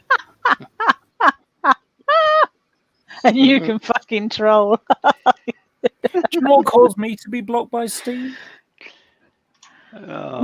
Nothing caused me to stop being blocked by Steve. I left his GDC community, didn't even know he had Twitter until like a year and a half later, and discovered that he already had me blocked. He must have gone looking for my username to block me.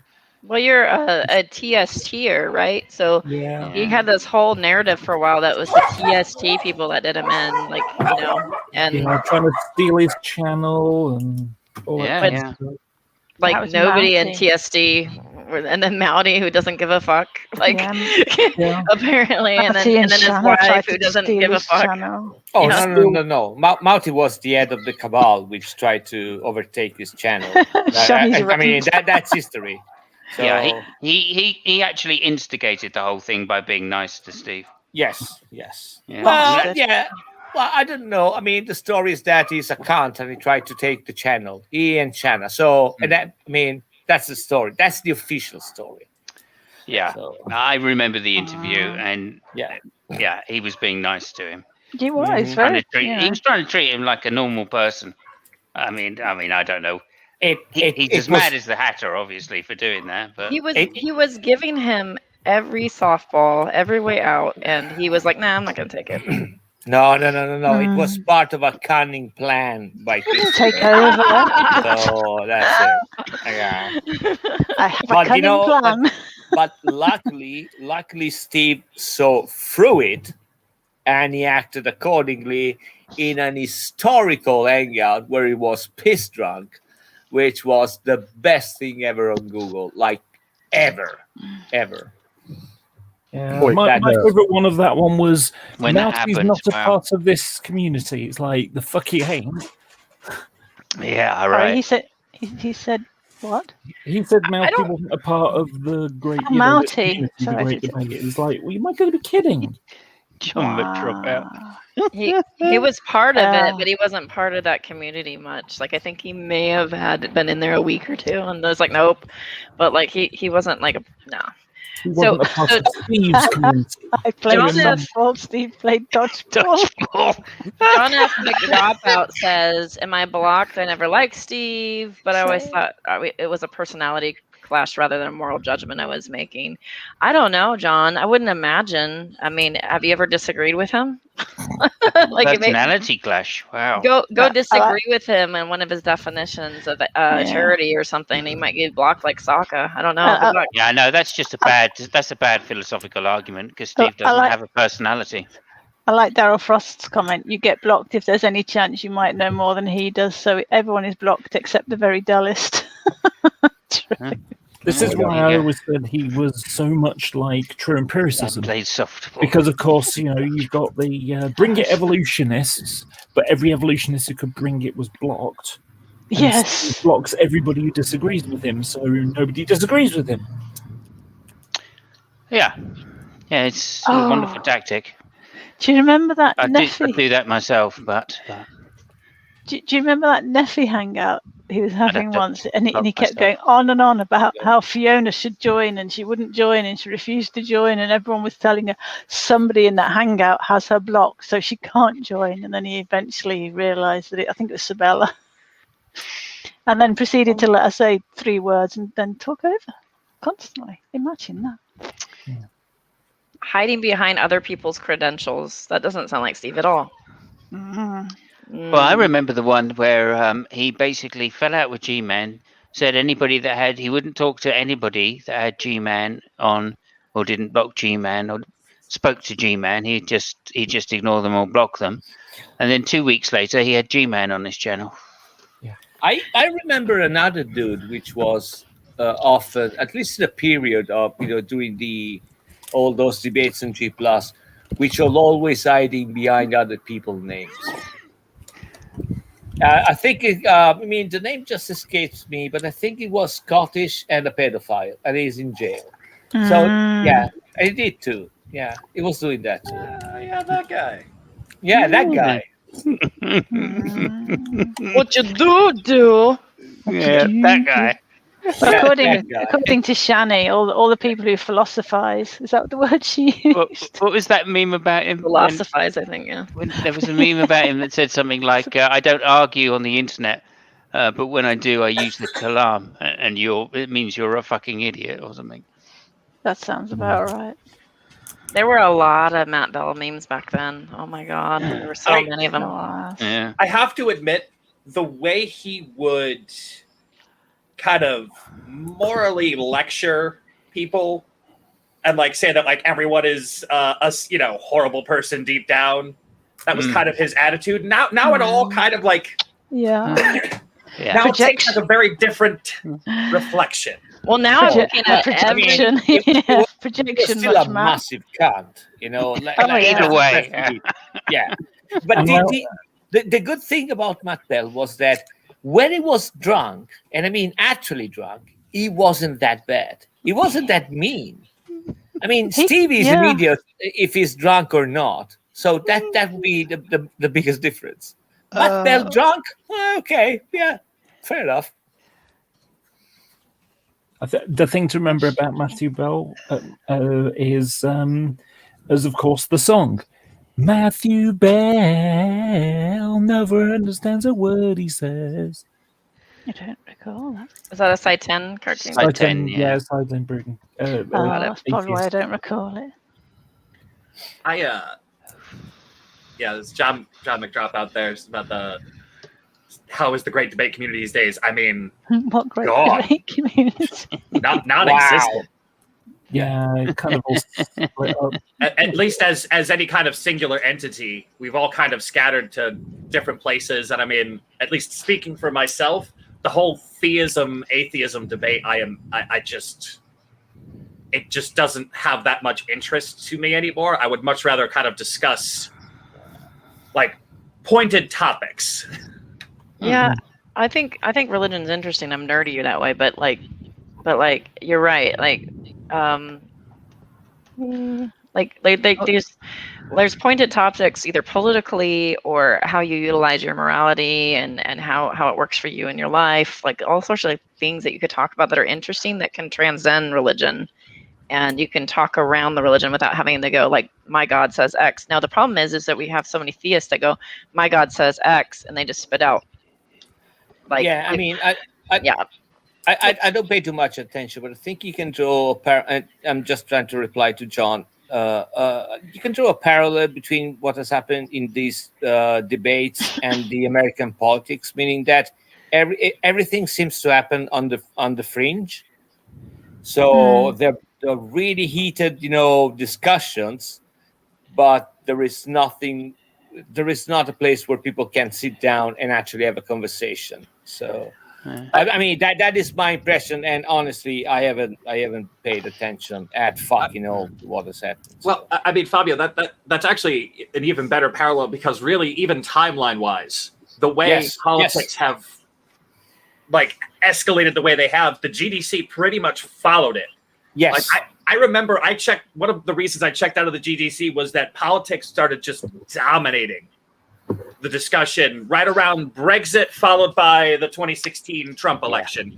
Oh my God. Just took over. So you were being hammered in ways that didn't make sense to me. So like I was watching Brexiters hammer you and call trash panda soy boy constantly, as if he's some like extremist, leftist, really softy, like social justicey on Tumblr. Like remember that? They were like soy boy this, soy that, and they were hammering you, and I was like, he's a fucking moderate. Like, what is wrong with you people? So who was doing this to him? So Brexit Club, like Wayne and Mark and all those guys. Yeah. Wayne in particular does not like me. Yeah. Yeah, Wayne doesn't like a lot of people there. He's had an axe to grind with me for quite some time. To be fair. If you're is a club, there is a lot of people in that club. I don't think I'm particularly special. It's not an exclusive club, you know what I mean? So. Yeah, not a particularly exclusive club. No. It's not like the My Lai Club. It's more like the missionary club, It seemed to me that there's a few people going back a few years, there were a few people that just had a sense of humor to laugh at everything else except themselves. And that always confused me. It always confused me because, you know, how did they have such great senses of humor if they don't? I don't know. Yeah, Steve, no, I know it. Wayne, Introspection, that's the problem. Gus, many others.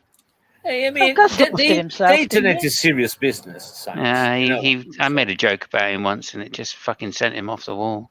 Oh dear. Oh, sorry. Gus goes to battle, but I gotta tell you, Gus is one of the most quick-witted with words and insults. Geez, yeah. And just, I don't think I've seen anybody quite as good as him. Just going to war with somebody. He knows a lot about culture. I mean, just a lot about culture. He can talk about virtually any subject for fucking 20 minutes straight, and doesn't like to be interrupted when he's doing it. But that's another point. I like him. I just made a joke in a hangout once, and I thought, oh, that's really funny. You know what I mean? It's like, he'll appreciate that. And no, And it was didn't. exactly the other way. Exactly And, the other way. Unlike Trump, with Gus. unlike Trump, Gus does have all the best words. Yeah, he does. He's really good at that. He hangs out in Tom Rabbit's, I think, something like that. Oh, does quite he? a bit. Yeah. And Oh, I also left in that 'cause I religion couldn't- and politics as well. Every now and then he comes over to Drag Server and we chat for a bit. And Oh drags. yeah, he does occasionally, doesn't he? Every now and then. Yeah. Yeah. I've always enjoyed I always enjoyed hangouts with Gus. I remember doing the midnight salons, which I don't understand how I was able to do that given how early I go to bed now, but Yeah, that was a different time, man. Different time. I go to bed like at 9:30 now. I'm like, good night. I can't do it. 9:30. Yeah, usually. I mean, 9:30 is when I have my coffee. I just have finished dinner and then my coffee. Yeah, but when do you wake up to go to work, Fab? I wake up whenever the fuck I want. So yeah, I see your point there. And then he has a I wake up coffee. at 5 a.m. So Well, like, I mean, to be fair, point. I woke up after 6 this morning because I had a very shitty weekend, and the backlash just went all the way to Monday. So yeah, Deirdre, it's an amazing coincidence, but I go to bed at 9:30 as well. Unfortunately, it's 9:30 in the morning. Oh, you got the 9:30 my morning or 9:30 your No, morning? my morning. Okay. It's like sun's been out for a couple of hours, and I end up right now. It's time to go to bed because I've been chatting to Americans and people. Yeah. You're all schedule swapped because you've been playing with Americans. Got it. Internet time is, of course, American time. Why would you chat to Americans? We're just so fun. That's why I always say, "Oh, you don't mean proper time."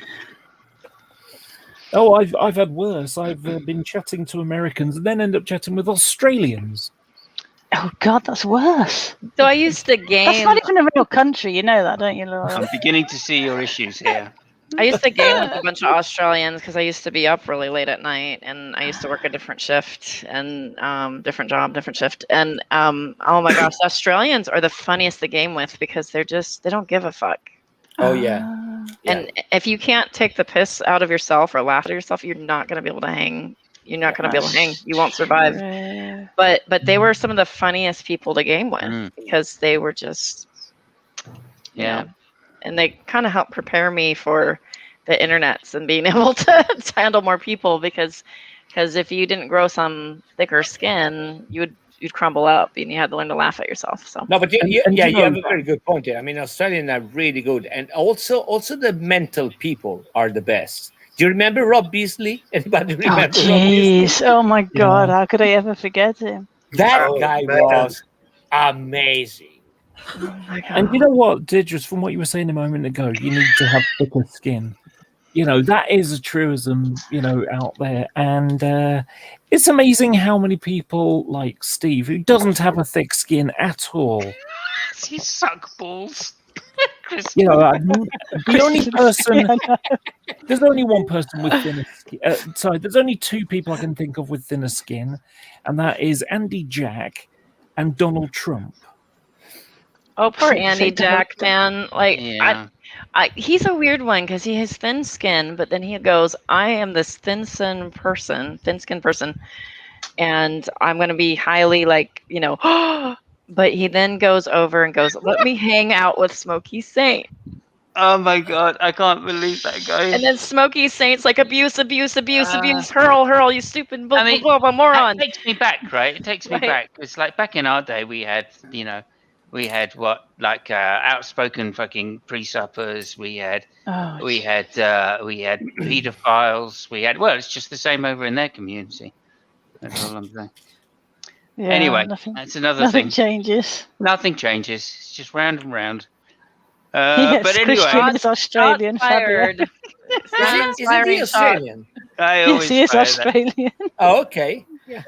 Well, Christian. ABBA didn't I am come not a from Australia. mukbanger, so I'm going to hop off so I can eat dinner. All right, no mukbang for us. Yeah, no. No, Okay. I don't like that. Oh, Ugh. yeah. Yeah. Okay, well, make sure you don't drop it if you're hopping. Yeah. But we won't know if you burp like Rev or Make not. sure you go Hydra. the whole time because that's how we know that Hail you like it. Hydra. Hail Hydra. Did he Hail Hydra. did he challenge Smokey to a gypsy bare knuckle boxing? What? Yes. Yes. Oh my gosh. Who was it? Was it Chaswold? He Oh, Chaz. Oh, what a Chaz. I think it was him that he's wanted a bare knuckle fight with, and he made a video where he was punching the hell out of a rotten log. Oh, that was so funny. I don't recall that. Oh my god. Oh, that was funny. I thought Chaz was quite funny when I first met him, and then I quickly realised he's just a twat. Yes. I had a hard time with Chaz. I And did. Griffer is a fake Aussie. Don't let him fool you. My favorite time with Chaz is when he gave me like a 45-minute speech of how he could theoretically survive with nothing but a stick on rabbits. What? Just Yeah, no, he was just full of it. He was trying to impress me with like his because he told me he was planning on doing like a survivalist YouTube channel. Oh, Oh okay. my god. Have you pointed him in a general direction of warning good people? No, I didn't. I think that happened way before warning good people. Yeah, that's D+ days, man. Oh my gosh, warning good people. Does he have a channel still? Does anyone know? Oh yeah. He's got a new one. Who's that? By the way? Jeez, Luigi- Warning made me chuckle because he Luigi literally went out. SPQR. Now it's Luigi SPQR. Yes, 5 videos, one in the car, and a couple of videos talking You about. mean warning? Is that warning? Is it? Yeah. Warning literally went to I can't find it. where you can buy army gear stuff, ex-military stuff. I can't recall it now. But he went to one of those and bought new stuff. So he because he wanted to show how much of a hunter he was and stuff like that. And so he decided he would go and buy new stuff because he was kind of triggered by Dragnaught, if I remember correctly. And it was just bizarre that he spent money just so that he could look like he was tough and strong on the internet. Oh, he's comedy. Like, he's such a LARPer. It's so funny. Mr. P asks, question, how does everyone feel about modern day debate? I never see any of you in the side chat anymore at Holy Spackle. Well, I can answer my thing. I like James overall, but James has to kind of cater to certain people in order to, keep his channel sustainable, and I completely understand that. However, there was a debate, and you have to understand, first of all, I'm going to preface this because I prefaced with Katie that I didn't like her, right? So I'm going to preface this and say, I don't like G-Man. I think he's a scumbag. I'm going to preface this and say, G-Man had a debate with Fight the Flat Earth, and G-Man had a debate with Fight for the Flat Earth, and oh my gosh, what's that guy's name? The skeptic kid.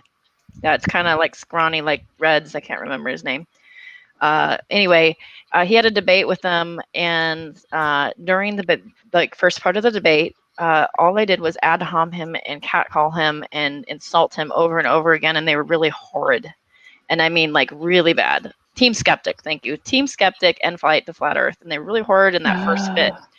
And then it was edited, and that was removed. And then what you saw and what was left over was the remnants of G-Man being all hyped up and being all active and crazy, and then like activated, right? Highly agitated, highly activated, and you didn't see what they did to cause that.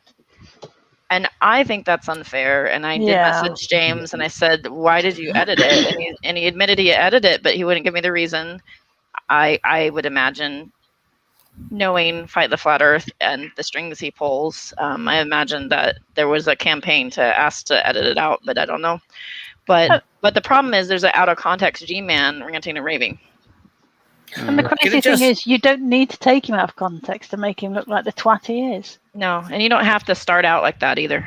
There's no way. Can I just reply real quick to Mr. P? Because I think that's a very interesting question. So, modern day debate is basically it's Steve's plan put into action. No. I know. It is true. It is true. Now I'm laughing again, just like I laughed then. It's Did James true by know that his he's own 50-50? No. It's true by his own admission. When Steve's, appeared in the Hangouts, stuff like that, he set up that that channel, the YouTube channel, and his own admission, and he wrote to me specifically, and I'm sure not the only one which wrote. His idea was to provide a platform where people could give content, have debates and stuff like that, and he will get the money. That was his plan from the get-go. So I don't know James. It seems to me is a smart fellow. I wouldn't say is super brilliant, but that's probably me. But he's not stupid. He's not an idiot. Actually, he's very smart. So the fact that James managed to do that, starting from nothing, he wasn't even part of the GDC, and Steve was never able to do that. Okay, think about that for a second. I think James is doing. I think it's a master's in psychology. Is it? This channel is part of his sort of project. I mean, listen, the fact that I didn't know that. No, but that helps. I think that the most important thing that differentiates James from Steve is that one is an idiot and the other one isn't.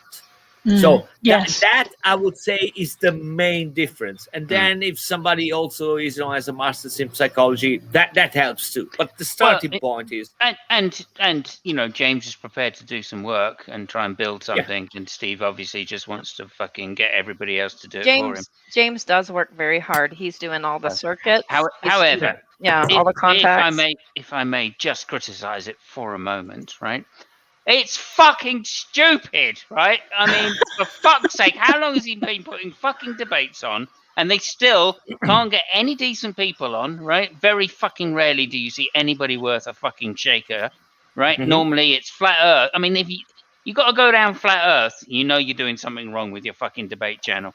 That's number one. Number two, even when they do, the fucking titles of the debate are so shit that the debates are just not worth watching, right? Because obviously it's either just a semantic argument that's going to be put forward, or the fact that there's not enough disagreement between the two sides to actually have an interesting discussion. So, whatever. Did you watch? You see, I don't like modern day debate too, but you got to give credit to the guy because, it's not the quality of what he does, it's actually what he does. And that is his goal. And actually, he's doing a pretty good job. It might be a job I don't like, you don't like. I agree with that, but I like James. Number one, that's for sure. He's a very likable guy. I'm just a little bit mad about that one incident, but I've heard it's very difficult to interact because he's so busy. It's not enough time. It's not a full-time job. It's a hobby, that kind of thing, which always makes it twice as difficult when people are getting ultra serious on both sides. So I think that's some down to the fact that there's such low quality of debaters on there most of the time, and the high quality debaters cost money. So of course it's a very difficult situation. I don't know.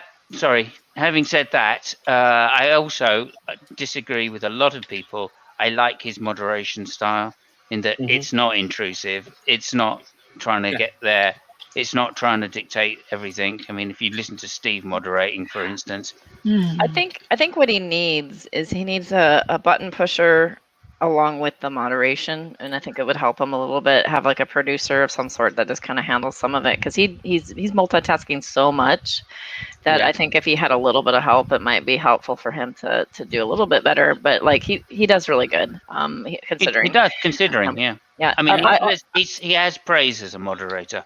I mean, Yeah. that's just I can think of a enough said, right? I can think of a perfect debate question, which may even satisfy Fabio, and that is: was Jesus so without sin that his shit didn't smell? Okay, I get you. I don't know if that I translates. prefer a more into- philosophical attitude, right? Can Yeah. Well, God make an arsehole so big it can't be fucked?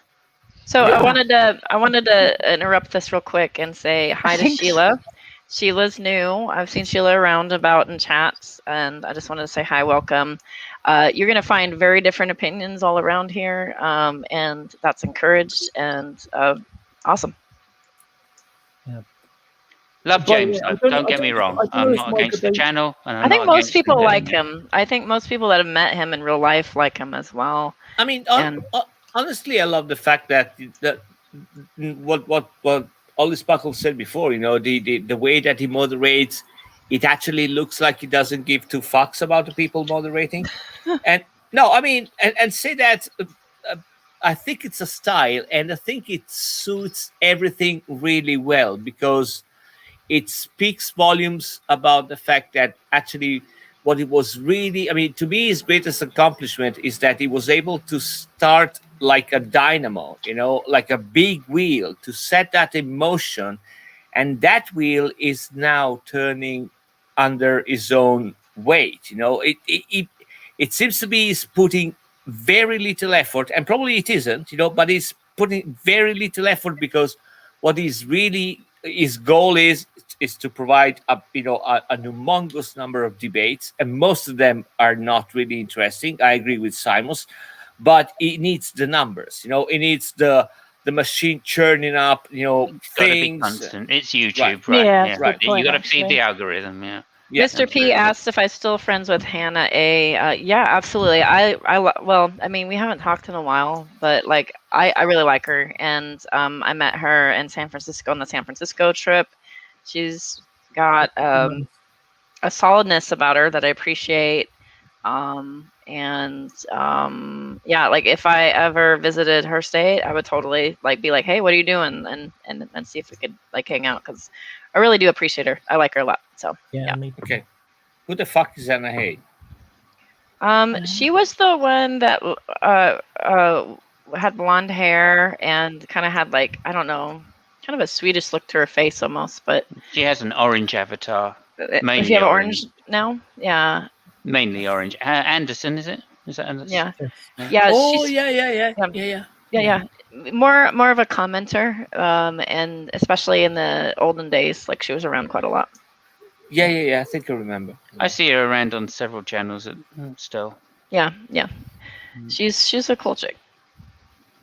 There's one thing that I'm sad about with the end of Google Plus is how fragmented, the community went, and we kind of sort of lost people. Not necessarily lost, but more, fell out of touch a bit more. Mm-hmm. Mm-hmm. It effectively the end of Google Plus and Discord effectively created more clicks. Yeah, I mean, I think it was losing touch with the theist side of the community that ended the Great Debate. I think that was the brilliant thing about, the Great Debate community for me wasn't just, a group of people that were friends. It was a group of people that from both sides of the aisle that actually had mutual places to meet. And for me, that was, when Steve made his bullshit thing, that was obviously going to fail. And for a while, it kind of worked because the theists were involved as well, because there was still the attitude of everybody should be invited. And then after Steve started fucking around, he kicked most of the atheists out. And then all that left was the theists. So he turned on the theists and kicked most of them out. So, I mean, you know, again, I'm lucky I'm an atheist. Otherwise, I'd still be there now, you know. Yeah, the axe that swung like on various people was always interesting. The reasoning, you know. So yeah, it was. You could tell it was very much to do with how popular you were, how much social kind of credence could be given to Steve by hanging around with you. Let's tell mod stories real quick. I was a mod for Steve, and I remember being in the DMs and trying to talk to other mods and be like, "Why did we kick Nate Brody? What happened? He's trolling." Well, he made a video. It's a video response to your argument. How is that trolling? Because I've answered it and I told him to stop, so he's trolling. And I'm like, you don't get to dictate people to like stop responding to you. That's not how this community works. And we'd go around in circles. And he's like, Nate's just a troll. And eventually Nate got brought back. And then the first like thing that like pissed Steve off again, Nate goes back out the door again. Like stuff like that, like modding with Steve and Red's rhetoric is a nightmare because they are not fair. They are a team of two. And if they don't like you, you're out on your ear for whatever small personal scrap they have. And so, yeah, they were horrible. And let's go through the list of some of the people that he kicked out before Nate. I mean, yeah, Nate was by no means, you know, one of the early straws, right? Yeah. Apart from the obvious ones like Christopher and Drag, which obviously, you know, I don't even know how you could contemplate throwing those two out of a community and expecting a community. Chris Mouty. Yeah, Chris Mouty. In terms of how offensive a character he is, you know, it's like, what does that even mean? That doesn't even, you know, that's a non, you know. Yeah. It's oh shit, what do you call it? It's a big warning flag going up. Hello. It is you can't get along with Chris. You have a problem. It's an incoherent prospect, isn't it? Chris Mouty, troll. You know, these are nonsense. You know, these are not things that you connect together. Yeah, but those are the two that were like openly criticizing before TST happened and the whole thing, right? But along the way, you know, we've got to remember there was a lot of intermediate peoples. The guy Frank, right? Remember that guy Frank? That used to be around Gary, who had the lisp, right? Yeah. I mean, these guys were banned just because they weren't interesting enough for Steve. Wow. And it's like there was no fucking reason, right? Frank knew his philosophy better than Steve did at the time. Yeah, but because it took too much. He was so dangerous to Steve. Yeah, exactly. So I mean, you know, what are you doing? Heretic, right? Well, what did Heretic really do? I mean, wear a mask. Not a lot, really. And even then, even if he does, why would you ban him anyway? The mask came way later. That was way later. I know. It's Heretic. I'm trying to remember because I was there for that. Heretic. It was the atheism one again. Heretic was bulldogging on something, and you know how Heretic is. He doesn't let go. Yeah, for sure. And that's kind of fine if it's on the subject. So if you're bulldogging somebody, but it's like on the subject of whatever the debate is, could be like the definition of atheism. It could be, you know, obviously it's theist versus atheist, stuff like that. And he was so tenacious on the thread that I think it was Steve that hand waved him away and said, "I'm done now. We're done with this topic." And Heretic just kept talking with whoever would talk, and then he got the axe. If I remember correctly, that was Heretic. Yeah. Yeah.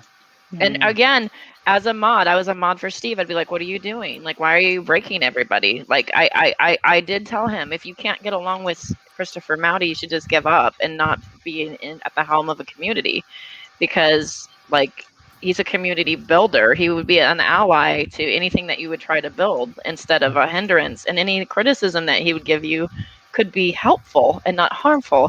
Same with Drag. Drag was trying to be an ally and try to help him, and this is what we could do that's better.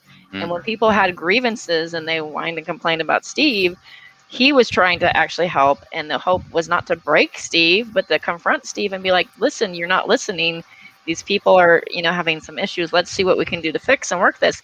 It was the most positive thing ever. And this man's ego, Steve's ego, is both a glass house and the size of the state of Texas. It's both. And I don't know if you would say that's narcissistic or what, but it smells like narcissism to me. Well, I know who does say it's that. and who Yeah, actually we won't went say through several hangouts saying we that. won't say that. Yeah. But I mean, that's why he needed to be broken. In hindsight, that's why Steve needed to be broken. That's why, to get those people away, it was those people that, Soccer and Ocean and Agrippa, and the people that were in there that were really sensible people, Yeah. right? That were defending Steve because of an idea rather than Steve himself. That needed to see that Steve was completely broken and it wasn't even worth the paper it was written on. I mean, I left a lot earlier when, me too. because I just went, look, if you can't take the criticism of somebody who's just putting logical videos together like Heretic and Nate, then yeah, sure, respond to the videos, but blocking them, okay, well, that just shows you're wrong straight out. That just shows you don't have a personality which could actually take this kind of You criticism. can't accept that maybe you're right, might be wrong. Who Well, in cares? construction, cares? constructive It's on criticism. video. Yeah. It's not like it was said, oh, did you really say something? Did you mean that? No, there's none of this fucking I've got secret evidence stuff. No, it's all on a video. You can watch it and you can respond to it. Yeah. All right. That's the kind of criticism I can deal with. That's for sure. Because, that's great. Someone wants to play me back me saying shit, then I'll just go, oh yeah, that is me saying shit. Yeah, fair enough. No, but Speckle said something really interesting about, and we all know about Steve's ego. And I think that is the thing which has been tampering with his plans the most. I mean, again, I hate to reiterate the point, but take James of Modern Day Debate. He built what Steve wanted to build, and he managed to stay on the side. He hasn't built, a cult or a group, or he's not ahead of anything. Steve wanted to do that because he smelled that there was money to be made, and he was right in that. But on the other end, his massive ego was too much because he also wanted to be the chief of the movement. The person, the driving force behind it, and that doesn't really work. I mean, if your business plan is to provide a platform like a syndicate where people make shows and you make money out of shows, you don't mess with those people. You just provide the platform and count the money. And it's worth mentioning as well that James, and I believe this is still the case, gives the profits to charity. He doesn't take the money for himself. And yeah. Another thing, just to point that out, that's the kind of guy James is. But also, it's interesting as well that Steve, once it started getting successful, Steve wanted to get in there, being such a great debater that he is. And James just went, nah, fuck off, mate. Good on him. Hey, Christian. I'm paraphrasing. It was much Christian, nicer. link your video to Hackgate. I want to show it. Oh, Hackgate. Oh yeah, man. Yeah, Hackgate.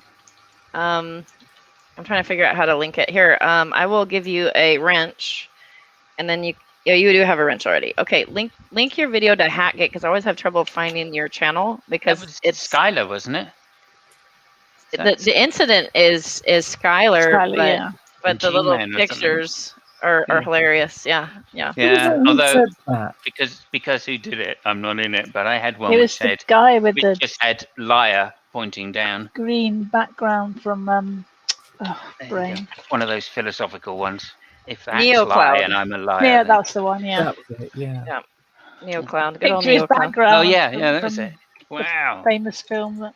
He was a twat as well, wasn't he? Fuck. Oh God, that's putting it mildly. Yeah. It won't let me copy from the chat. Why won't you let me copy it? Okay, let me go a different way. 1 second here. I think you have to do it from the private, don't you? I tried it from the. I'm just gonna go like I'm a mod. It's okay. Here you go. It's in the private chat for you. Thank you so much. That's perfect. Oh, I was just doing it myself. Okay, no worries. So,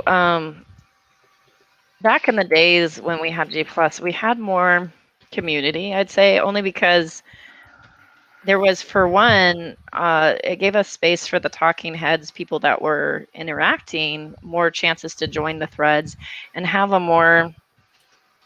Everybody had their own page or whatever, but when you joined threads or in the community and stuff like that, it was a lot easier to track and follow things than with Twitter. Yeah. Twitter's all over the place. I can't stand Twitter. Drives and me so up the freaking wall. So it's been harder to cross over because now it feels like it's like Game of Thrones. Everybody's Discords are building, and it's like, like you have to walk over to that Discord to talk to that person and go back, and like it used to be kind of all one big lump, and it was a lot easier to interact with each other.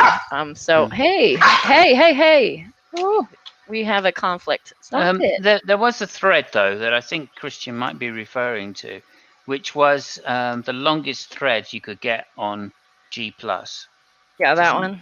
Does anybody remember what that one was about? Because yeah, that was the Sugar Roads incident with the shaking baby. Sugar Roads. Sugar Roads. Oh my gosh. Now Cerberus was in that one. I remember several really funny comments from Cerb in it.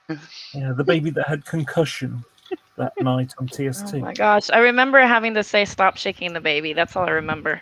I think we both said that to her a number of times, but put the baby down. Like, just give me 5 minutes. She was 5 minutes. There was sort of an internet breakup, and she was chasing him down in private hangouts everywhere, demanding that he give her 5 minutes. And then we're having our TST, minding our own business, and she joins TST, and she's like, "Give me 5 minutes," and starts going on, and J.D. Kane's sitting there with his Coke or his whiskey, and he's like, "Go on," he's like, "Well, we were going to talk about this, but now we have this going on, so let's just watch it." And oh my gosh. Oh, that was funny. And again, all kudos to Gus. He was the one that came on and defended people against the Rhodes accusations. Oh my gosh, that was so funny. Yeah.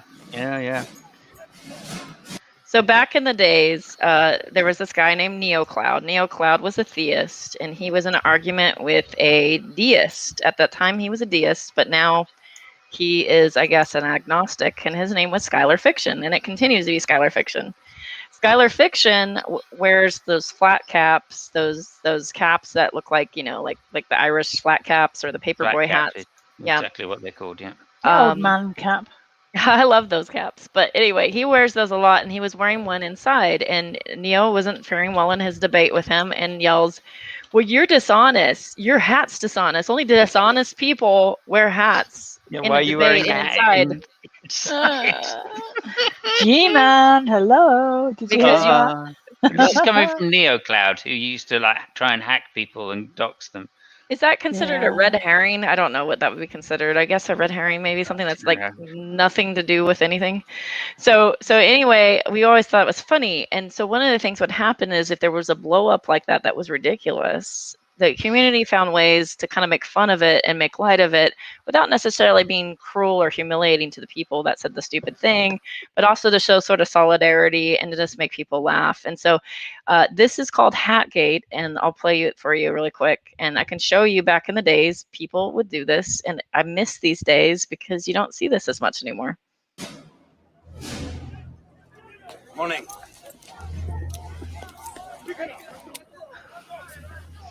Drag. Young. That they are. They look a little nervous. Mark Inoya. Words should have new John meaning McGraw. for all of us today. We can't be consumed by our petty differences anymore. Your name here. We will be united Ozzy. in our common interest. Fiona. Perhaps it's fate that today is the 4th of Hillary July. Pugh. And you will once again be fighting for our freedom. Hillary Pugh again. Not from tyranny, oppression, or persecution. Drag. What the hell is he doing? But from annihilation. Andy Jack? Yeah, Andy Jack. We're fighting for our Wow, right Drag's to in this a live, lot. Hey, it's Scott. Scott G. to exist. Ooh, And Alex should Cotton. we win the day, the 4th of July will no longer be known as an American holiday, but as the Heavy order day in when that. the world declared in one voice, Christina we will Blackfeather. not go quietly into the night. We will not vanish without a fight. We're going to live on. We're going to survive. Who's that? Today, we celebrate Oh, groovy. our Independence Day. Prudent. Oh, miss me out, why don't you? You didn't say my name when my picture popped up. I don't remember where you are. The almost last one with the straw hat on. I'm not even in this one. I look like I'm wearing a poncho, but it's actually somebody's blanket wrapped around me. I was at Glastonbury Festival at the time. So many hats. I didn't even know I was in that, to be honest. I've forgotten.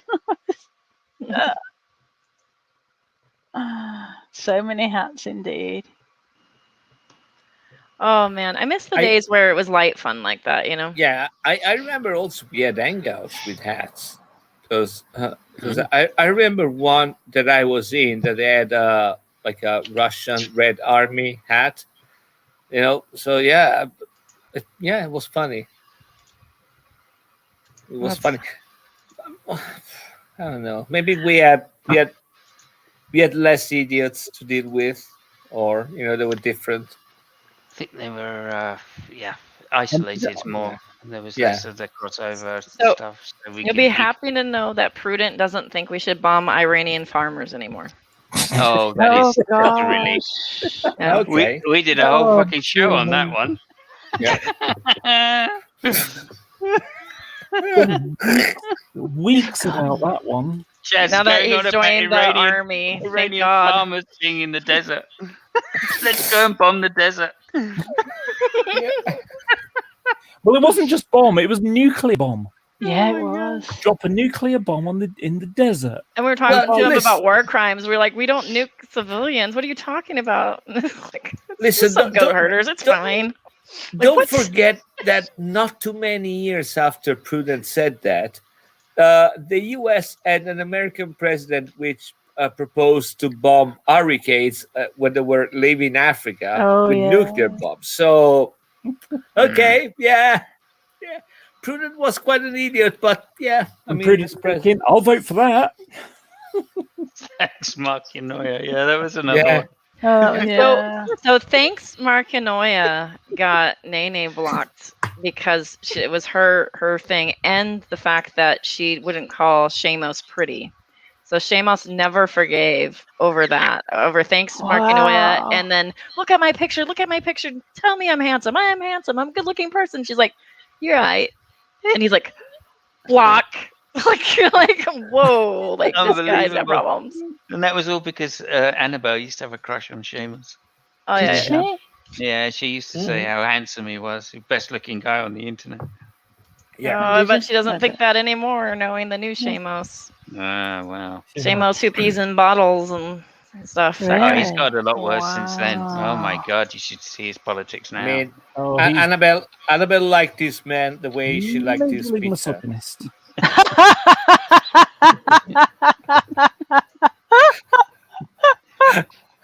Yeah. Oh yeah.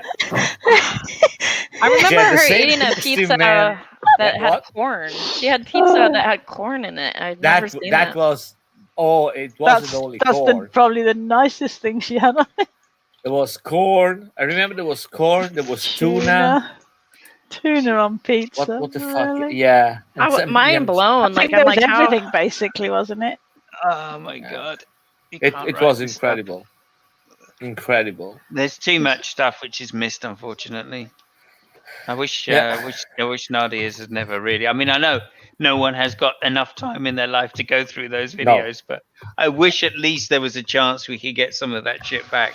Well, there it sort of is. So, like, she's now released it to Patreon. So, oh yeah, Nadia's got a... There might be a way you can strike a deal and be like, hey, if I need this clip, I'll kick you the X amount dough. Okay. But I would say let's get the godless rose. Let's get the godless rose fucking debate because you know what I'm saying. I really want the one where Godless is really cruel to the what is her name, SS Real girl, and she calls her a catfish and is humiliating her and she's crying. And then I popped into the hangout to talk to Godless, and at that time Godless weighed 300 pounds, and it was before her surgery, and Godless was a fucking bitch. She still is, but she was a bitch back then. She still is. But at the time, she wouldn't go on camera, and it was because she was severely overweight. And because she was humiliating this woman, reducing her to tears, chasing her away, I went in and I was like, dude, like, you know, like, you're a piece of shit. And then I was trying to antagonize her, of course, because she was being such a piece of shit to the last person. And then eventually escalated to where she was yelling at Annabelle, because Annabelle was yelling in chat, and she's like, tell Annabelle to get in here. And I said, well, Annabelle will only get in here if you put your foot on camera. Yeah. That was it. And lo and behold, she puts this, like, just like Chess, she puts her foot on camera, but the foot on camera was like this piece of ham that was like a big chunk of ham with a cankle attached.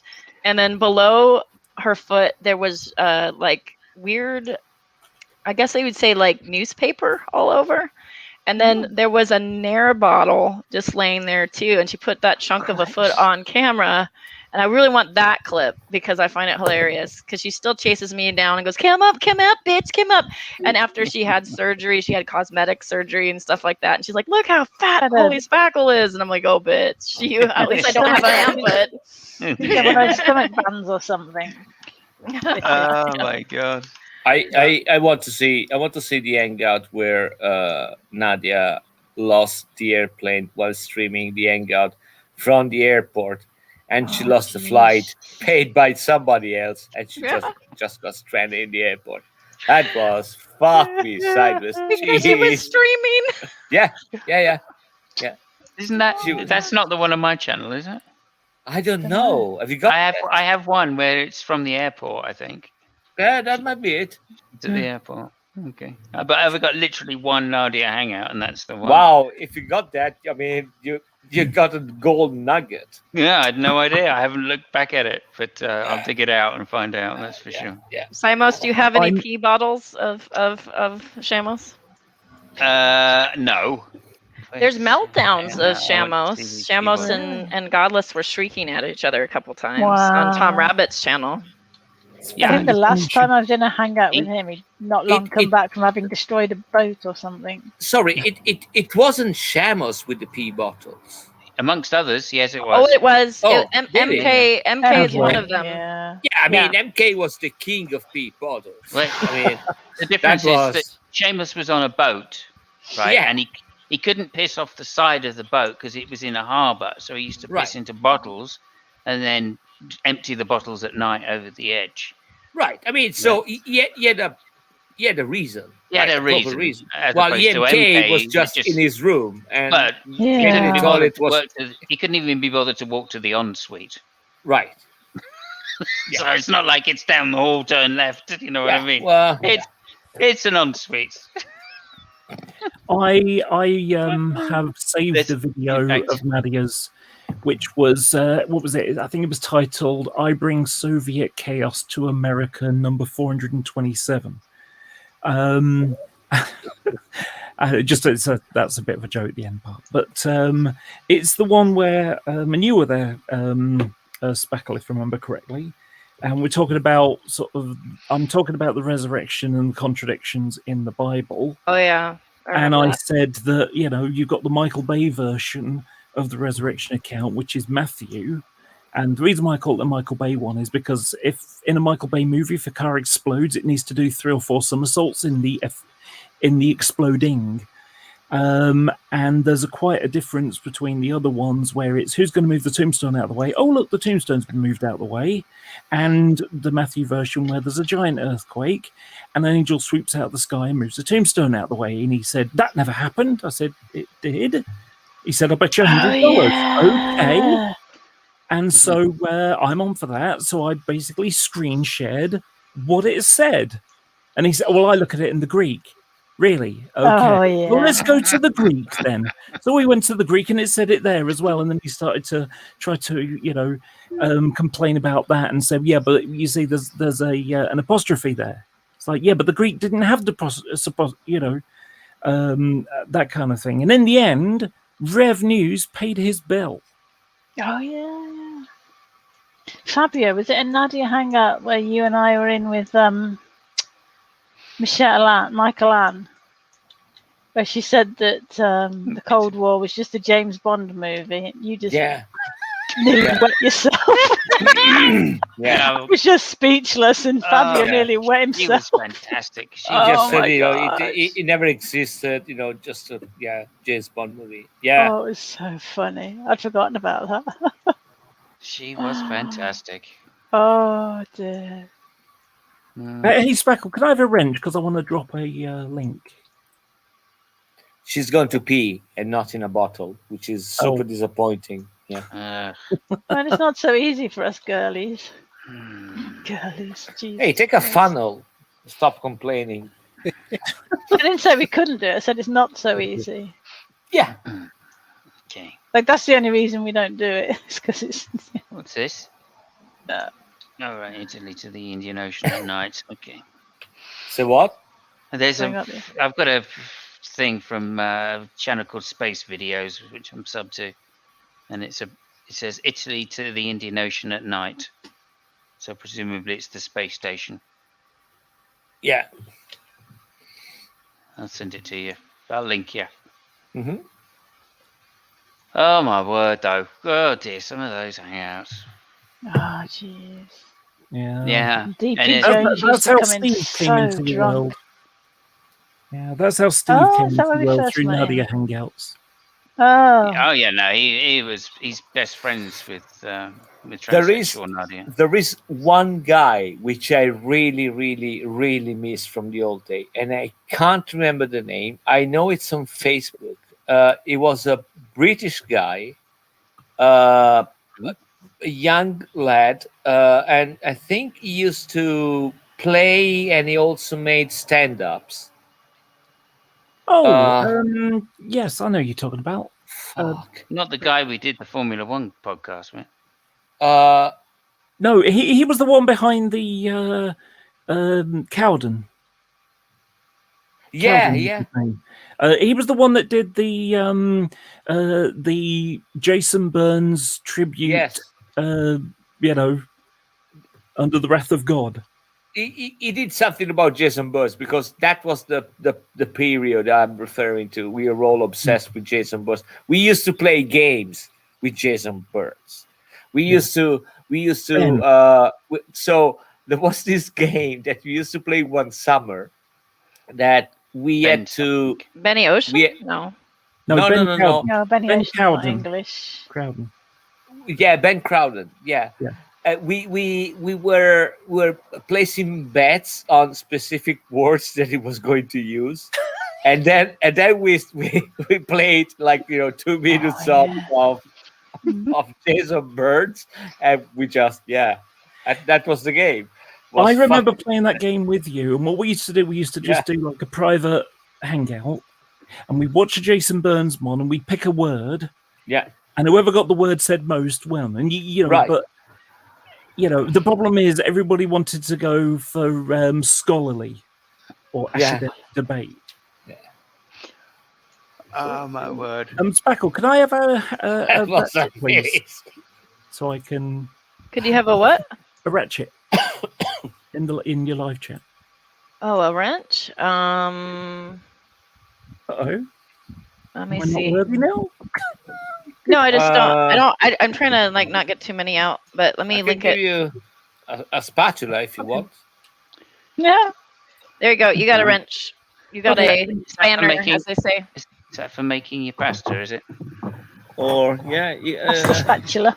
I can give you a big fork. I asked that moderators use the moderation moderately. Like if somebody's like doxing somebody, can them. If somebody is constantly off topic and they're like that Phantom Lion guy, we gave him so many tries to get back on the topic or whatever, but he was just Phantom Lion. like that person eventually, like if you give them warnings, eventually, you can, I'll clear them out later. But for the most part, the best mods barely mod unless it's like, TOS violation, like that's serious, no N words, no F words, but like opposite opinions are totally allowed. If Trigglypuff comes back, we love Trigglypuff. That's one of Cheshire's little trolls for us, and Triggly, leave him in and let him yell at us. It's fine. So, all right.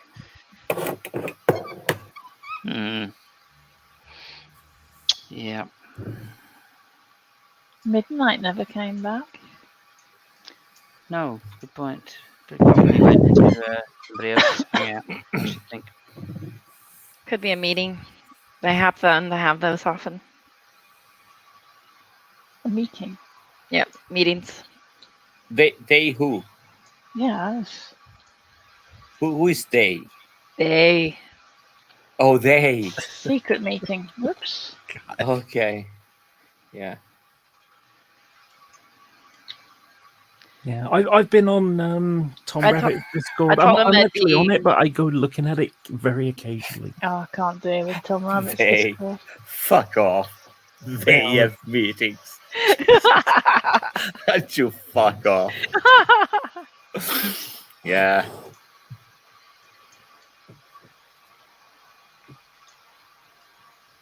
Oh, I Mod mean, it's- Supreme. Is that Tony? I don't know where Tony is. Yeah, usually he pops up here and there, but maybe. Oh, I saw him the other day, actually.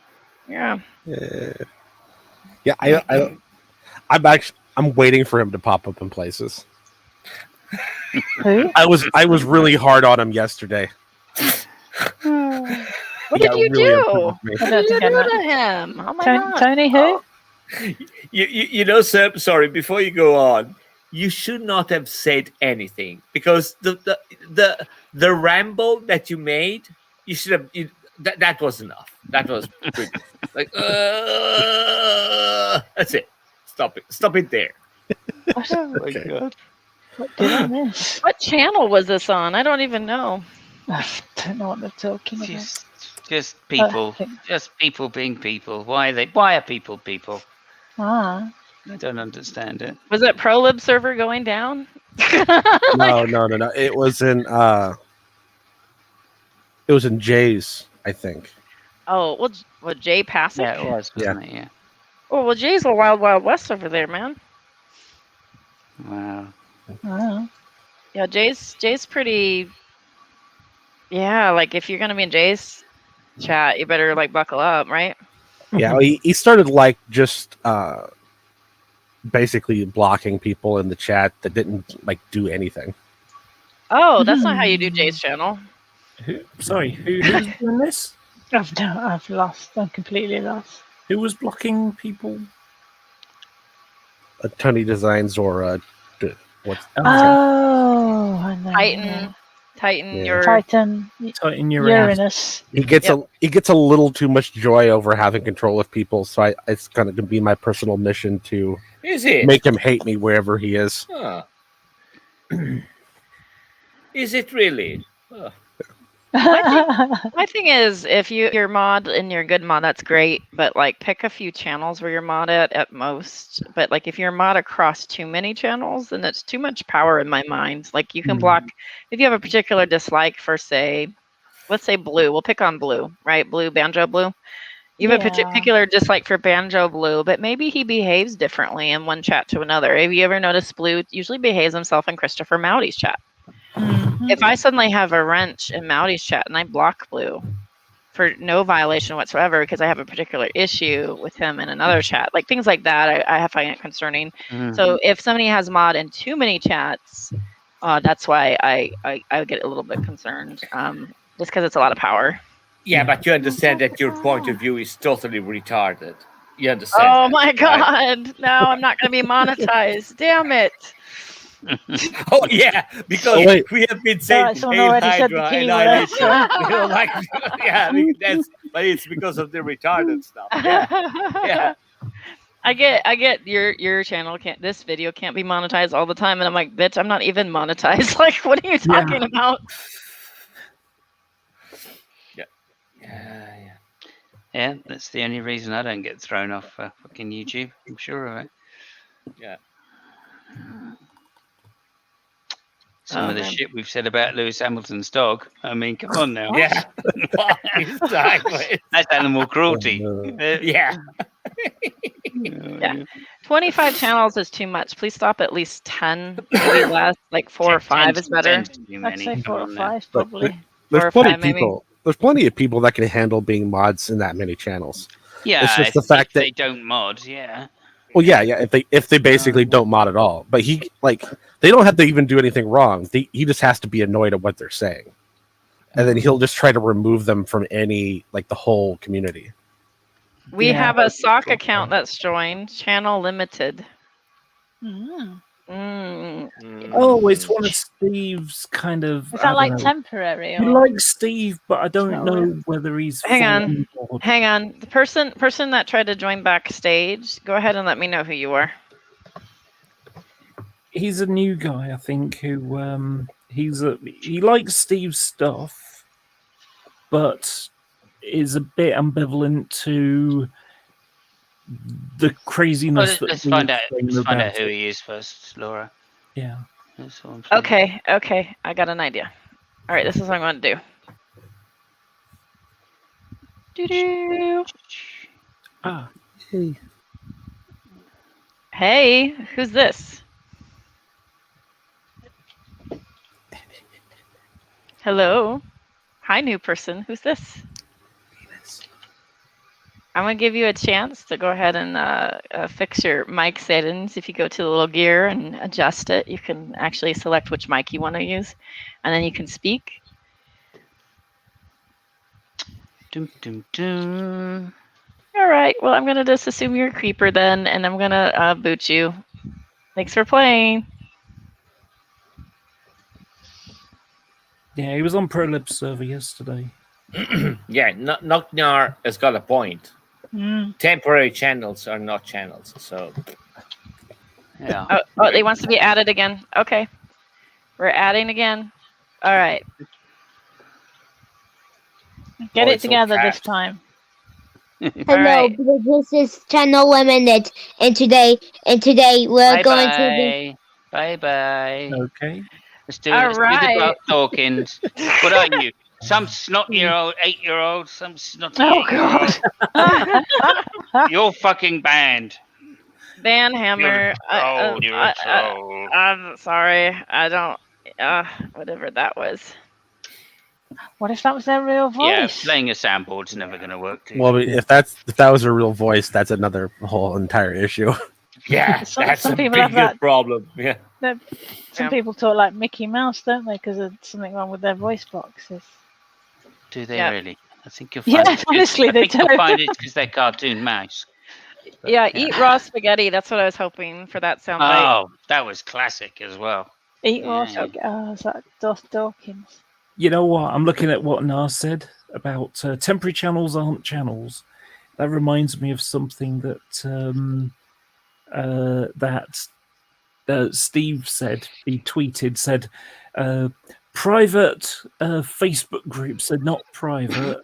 Well. Anyone who thinks so is an idiot, or words to that effect. And this is after he went into a teen mum group, despite it being a very long time since he was a teen, and certainly he's never been a mum, looking for dirt on Katie Joy Paulson, and then shared private stuff that was in that thing. And while at the same time, on his own GDC Facebook group, there's one of the rules in there, which is what goes on in here is private. Don't share it anywhere else. Huh. Once more, the hypocrisy, is apparent. So cute.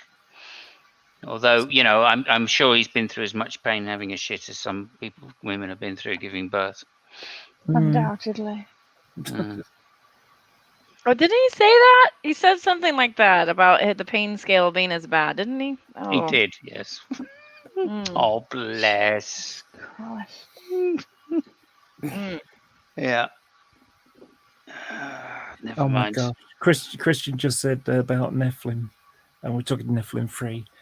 And I think the funniest thing I've ever seen from Nephilim Free was him doing a stream, and he was saying that, evolution's not true because there is no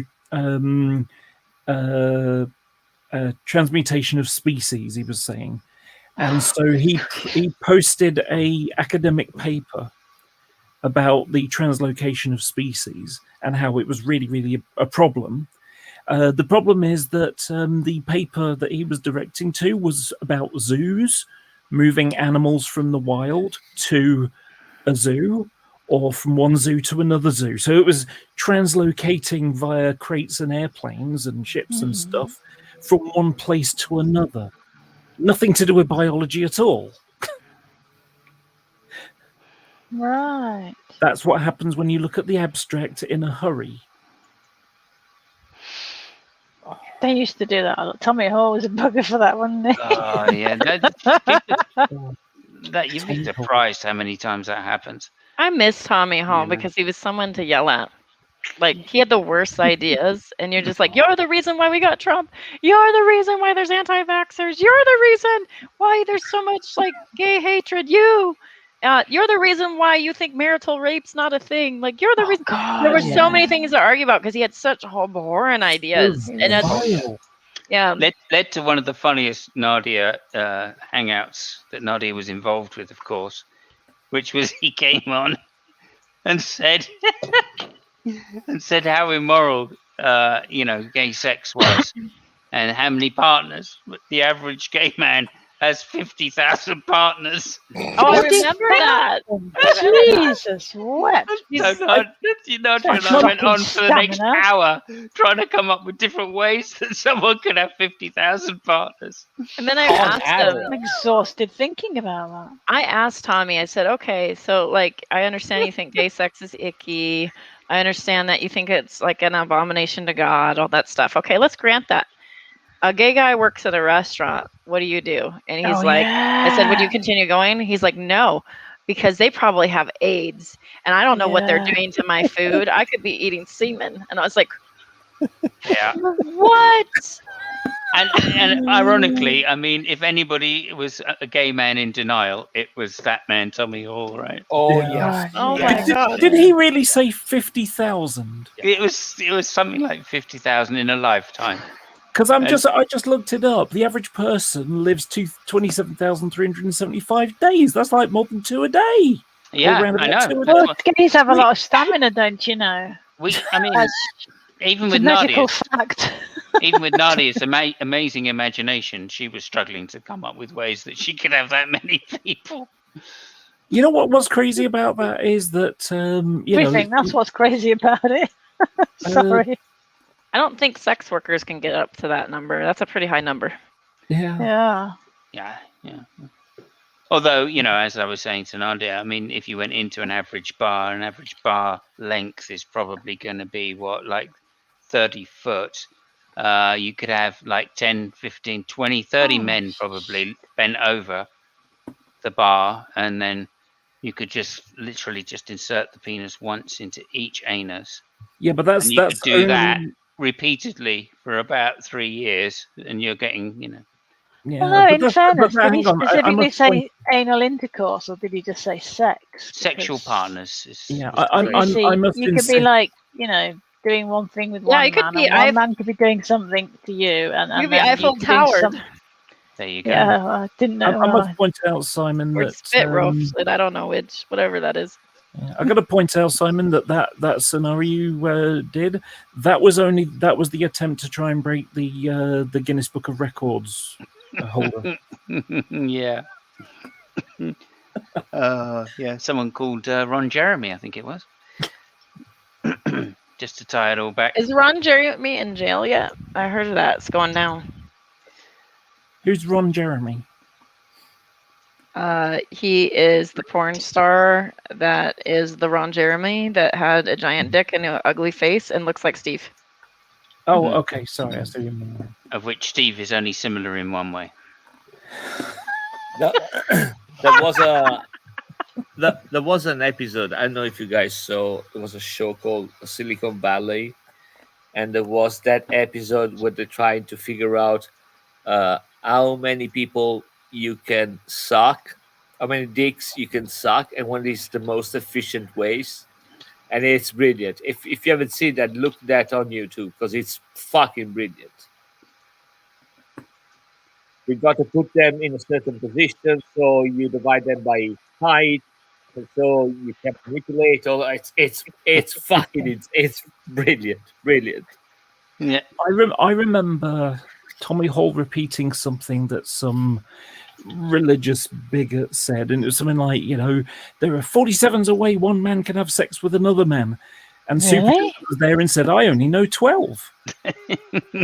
Yeah. Gosh. Oh dear. And then there was a time when we went through Tommy Hall's YouTube history, and there was this gay sex, gay men history. Oh, And yeah. he used to share his YouTube history, which is, I mean, unless you want someone to go through and, you can make that public. So we went through, and, it was Max that was going through. And of course, there's like all this gay stuff. And then Tommy Hall blamed it on his daughters. Yes, something they've been looking at. I don't know what my daughters are looking at. I'm gonna have to talk to them. Okay, Simons. Yeah. 2 words for you that will be along the same theme. Andy Jack. Oh yeah. Well, there we go. So Andy Jack basically was boasting about how wonderful he is, and now there's no porn on my computer. And then he does a search and in his history, and unfortunately there's a fair amount. And then he's like shouts his son's names, like He blamed the kids.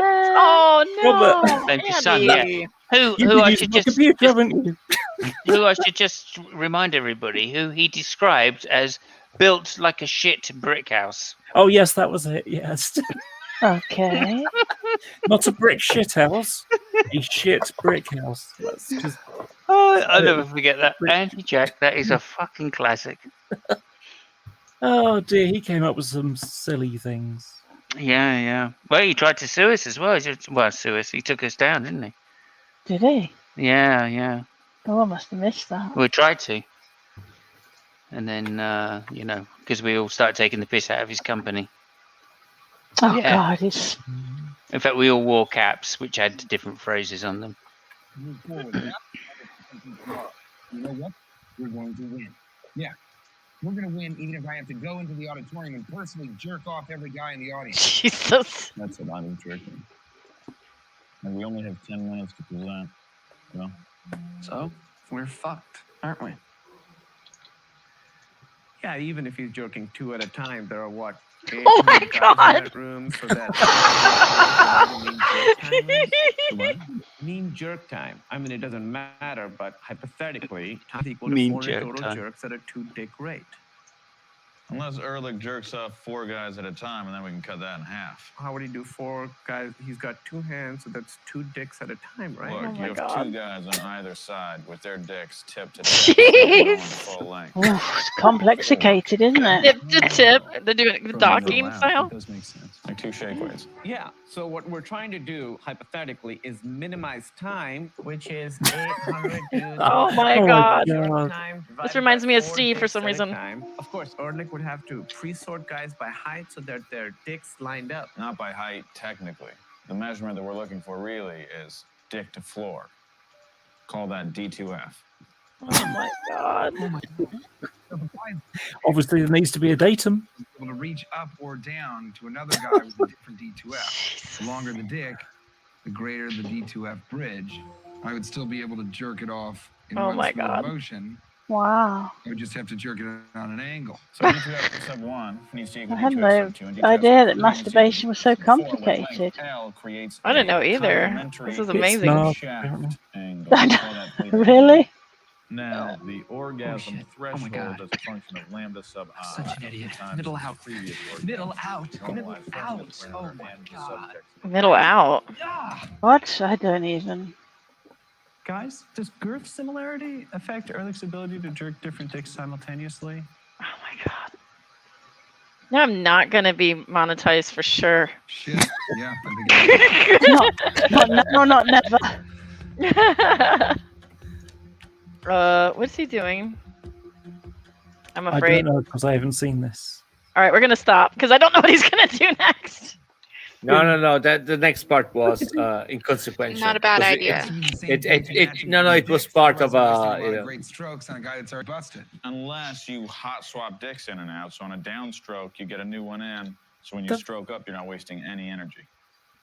Oh God. Okay, I'm gonna stop it now. It was fucking brilliant. Let me tell you, it was insanely good.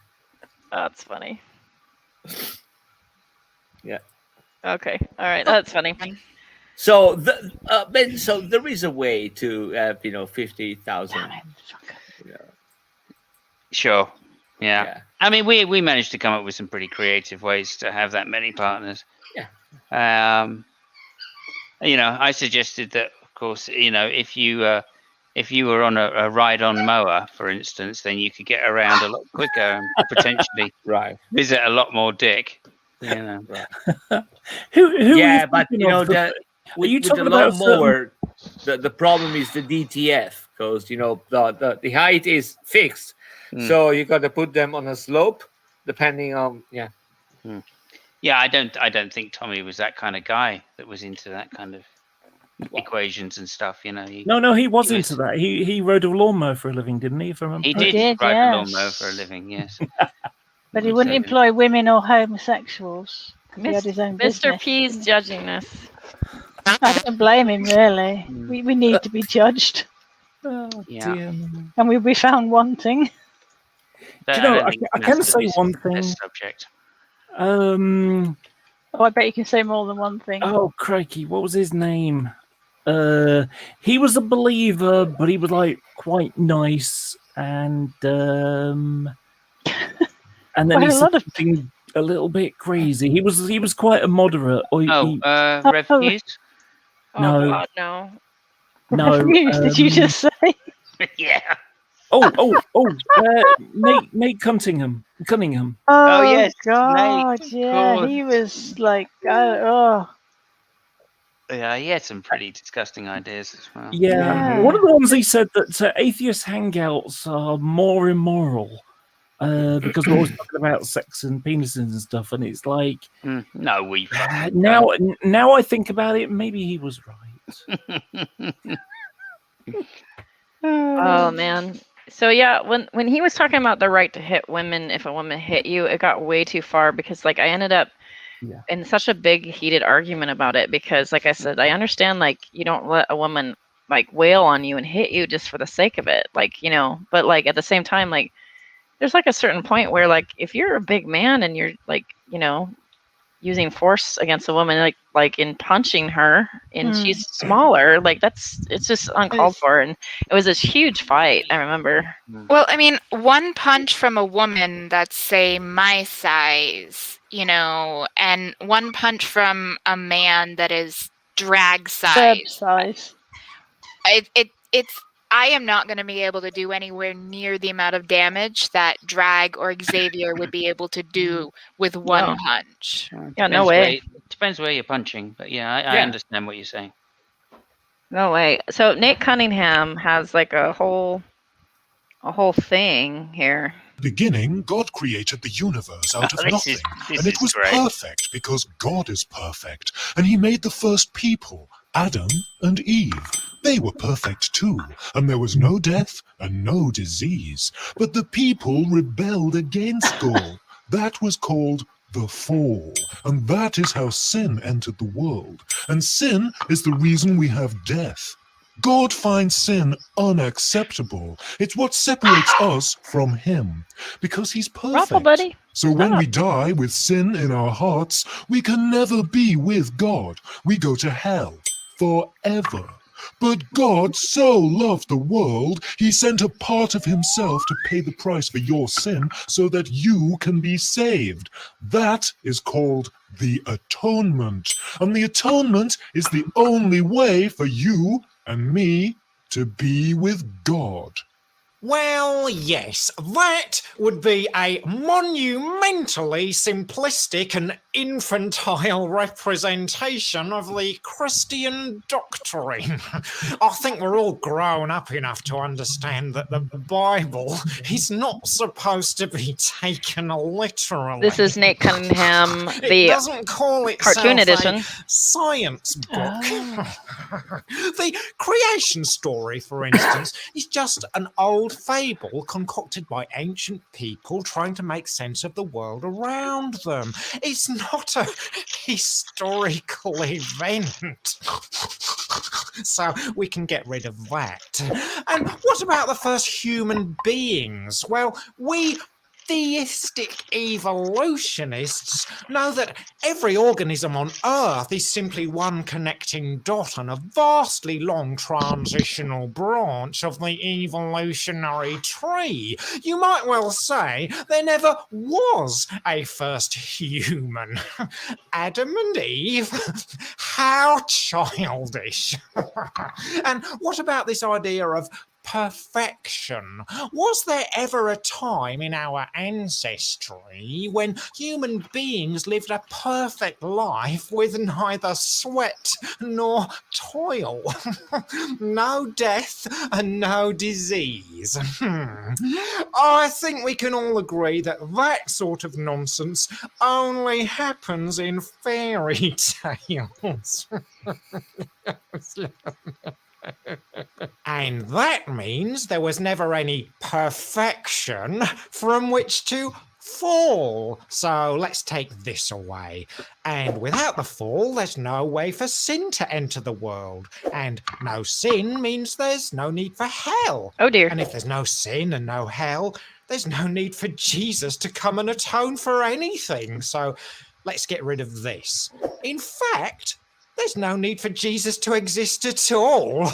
And that leaves a rather incomplete God. I think we can all agree that an incomplete God is no God at all. So let's take that away. Oh dear. Right. What's left? What do we moderate Christians actually believe? Fuck.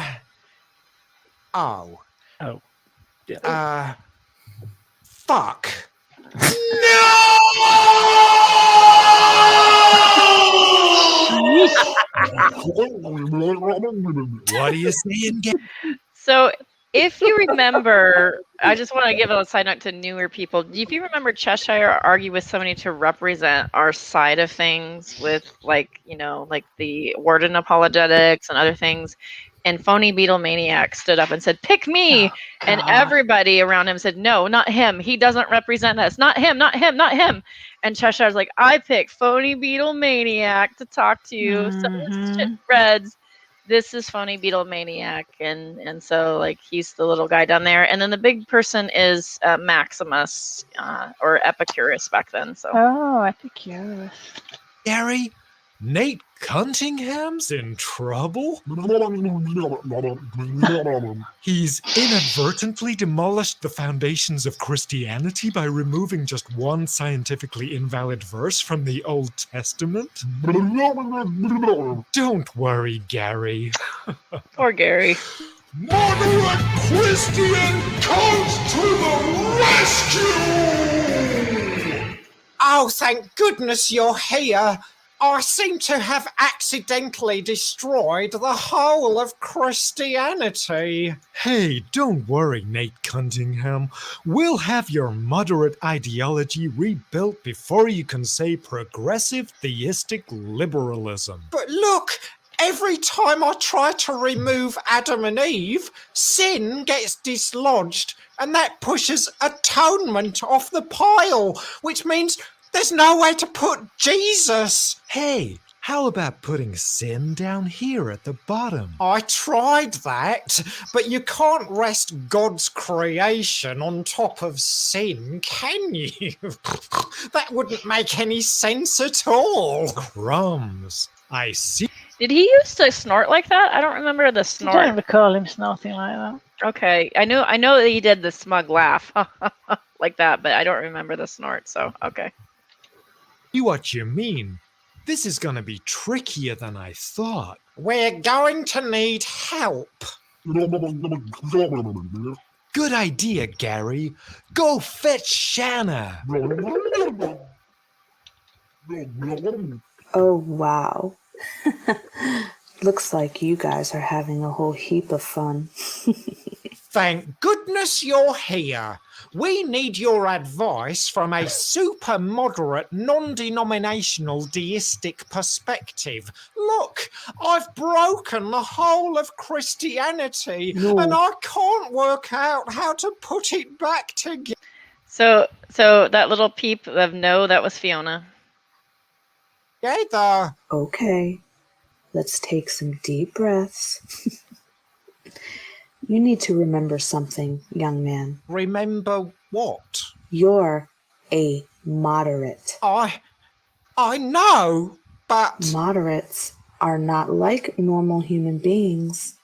We're special. Yes, we are special. What do moderates do when our beliefs come under scrutiny? We use smug, moderate, cunt power! Okay, let's kick this piece of crap in the garbage. So, my title of Moderate C Word in that channel that I have, Moderate C Word, comes from this video, and it comes from the Brexiters and the anti-theists screaming at me that I'm a moderate C Word. So, it comes from this video. Now, Nate, what does Christianity mean to you? It means, Jesus atoned for my sins? No, Nate. You're a moderate. You need to describe your faith by using the most incoherently nebulous analogy known to mankind. Okay. Christianity is like,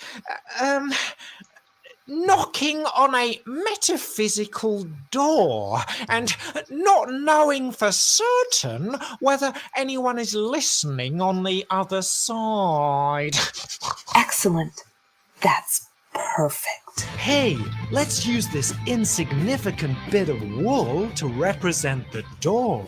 And I will put this formless piece of fluff over here to represent the possibility of someone being on the other side.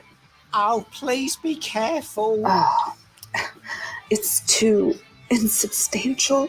No, it's blowing away. Too weak to make analogy. Oh, Mousy, thank goodness you're here. We need some serious backslapping. Okay, I don't normally say this, but what you just did with that piece of fluff was incredible. The way you let it drift through your fingers like that, oh my God, I thought it was awesome. No, scratch And that. that's how they got married. You are awesome. He makes a really good cartoon, actually. Power up. I think I've got it. What if the whole of Genesis is literally true, but only within its own isolated time frame and occurring inside the broader context of evolution as a whole? What the fuck are you talking about? Well, I think we can all agree that God must have chosen two pre-existing naturally evolved hominids, a male and a female, into each of whom he breathed a soul, and that is what made them perfectly human. They rebelled against God, the fall happened, their sinful children bred with other non-human hominids, causing every subsequent generation to be both human and tainted. And that is why we need science and Jesus. This is the most incomprehensible theory I have ever heard. Well done, Nate Cunningham. Moderate cunt power! Yay! That's right, you cheeky little scamp.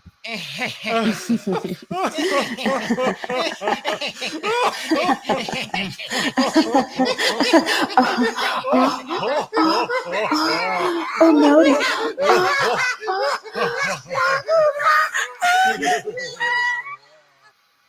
Oh my. The ending, You know, wow. How many levels is that in that video? It's insane. It is totally insane. Oh my God. Blast from the past. Oh man. So back slap from Mowdy. Power up. Did you get a back slap from Mowdy when you visited him, Fab? No, So I was mostly thinking about when I was watching that video how much of a cunt I am because okay, so I'm not I'm really glad you proud of said it. it. I'm not really proud of it, but fuck me, it was funny. So I used to watch videos of phony beetle maniacs, and I used to turn on the automatic. Story time with Fabio. This is all Fabio's story, okay? I used to turn on the, you know, the function in YouTube. Closed that was the- captions. yeah, but the automatically generated. Yep. Yeah. And well, you got to try. I mean, Oh, it's hilarious. I can't even begin to. Oh, I tell you. did. I did. I can't exit the solo hangout. We get. Well, there we go. I You did do could- that. I did yeah. that with Burnt Toast and Jules. So Burnt Toast and Jules and I did a response to Phony Beetle's response to our Mhm. response to that Fit Fab geeky, not Yeah. to be mistaken with Fit Fab, but like the other like Mhm. Fit, and like it was like a Inception kind of thing. And I did it to be funny because people asked me to, and Yeah. it's like, oh, God, phony. Like I was like, I can't understand what he's saying. So I put on the closed caption. It was like, Yeah. Italy, pancake, monkey butt, phone call, and I'm like, I swear to God, from Italy, I could hear the servers at Google whining from across the ocean. It was insane. You know, it was brilliant. Yeah. And Yeah. I mean, like the dude like is generally sweet natured, but like he's always on the wrong side of everything, almost always. He white knights for all the wrong purposes, like all the time. And then after a 6-hour argument, he'll finally come along and be like, okay, you're right. Or finally I've caught up to like everything else. So when Chesh and Reds grabbed him as the representative for arguments twice now, and then did nothing but dunk on the guy and then be like, I like Phony Beetle Maniac. He's a good guy. And he's like, Chess likes me. I'm like, no, they picked you so that they could dunk on you, like in the way that they did. And they didn't pick me. They didn't pick exiled people that could actually argue with Cheshire. They picked him. And like, it doesn't mean that like he didn't mean well or anything like that, but like they picked him to run around in circles because he doesn't communicate as clearly. So Yeah. I've got a screen grab of exactly what. I'm screen sharing exactly what Fabio was talking about, and what he's actually saying is, "Hi, Phony Beetle Maniacs again, and I'm with you on." Sorry, excuse me. Hi, Phony Beetle Maniacs here, and I'm with you once again. And it says, "Hey everyone, fill me up here. I'm Wiggly once again." Yeah, it takes a while to get used to his diction and understand like what he's saying. And then you kind of start to get used to like, filling in the words and stuff like that. But my gosh, like he's not the communicator or the representative of the argument that we chose. No. And it shows you something about Reds and Chesh. Like intelligence wise, he's not bad. It's that there's something wired in the communication thing that just doesn't work so great. So He's got dysphasia. No, what's he got? Dyspraxia. That's it, Dyspraxia, yeah. And for whatever reason with the accent and then the speech patterns, it seems to like it affects that as well. But one of the things that I thought was interesting and somewhat amusing, but was not him just taking part, because they used him because they knew that they could run rings around him. But also during that whole rape apologetics thing that was going around, when it was Rob Lane talking to him. And what was amazing about that whole stuff is that Steve is a coward and wouldn't actually defend himself. He had to rely on his, loyal lieutenant who would leap in front of the bullets to take them on behalf of Steve. And at one point, he was literally saying, in this debate, and asked a question, and Reds ended up saying, I don't know, you'll have to ask Steve. This will be Steve that has the guy blocked, so he can't ask him. Gary does have an English degree, actually. He does, apparently. Yeah. He does. I know he does. So get this: there was this guy that had, But before you do, I just want to comment on what Laura just said here, which is Mm-hmm. Steve was desperate to get on modern day debates, absolutely fucking desperate to get on there. Was he? And he wouldn't go on to debate Nate or anybody like that. He had to send somebody else on. That just shows you how fucking scared he was. Yeah, he I has. told you, He has to debate on his own terms. Somebody that he knows that is like not prepared, right? Yeah, I can't even remember who it was that debated Reds in the end on is Rob Steve Lane. Gray a wanker? So It Rob, was Rob Lane, was it? Okay. yeah, and Rob was an interesting choice because I was like really hesitant, like we don't know this guy and stuff like that, but people met with him and talked with him privately, and he I thought he handled himself really well on the debate. It was a really rough debate topic,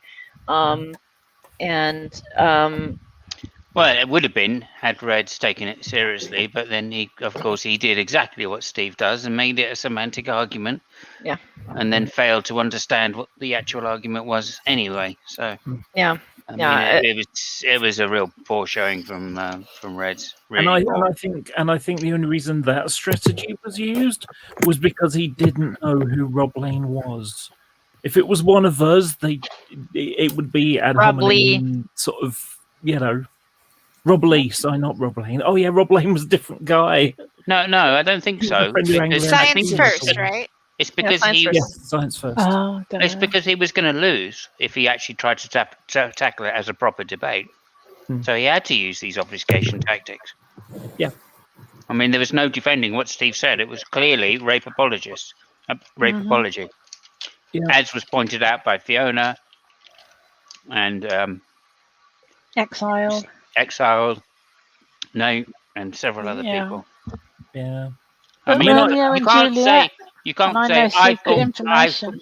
Yeah, I mean, he literally said, I believe it was consensual. Yeah. I mean, I don't know how more apologist you want to be, but Yes, that world's famous consensual rape thing. yeah.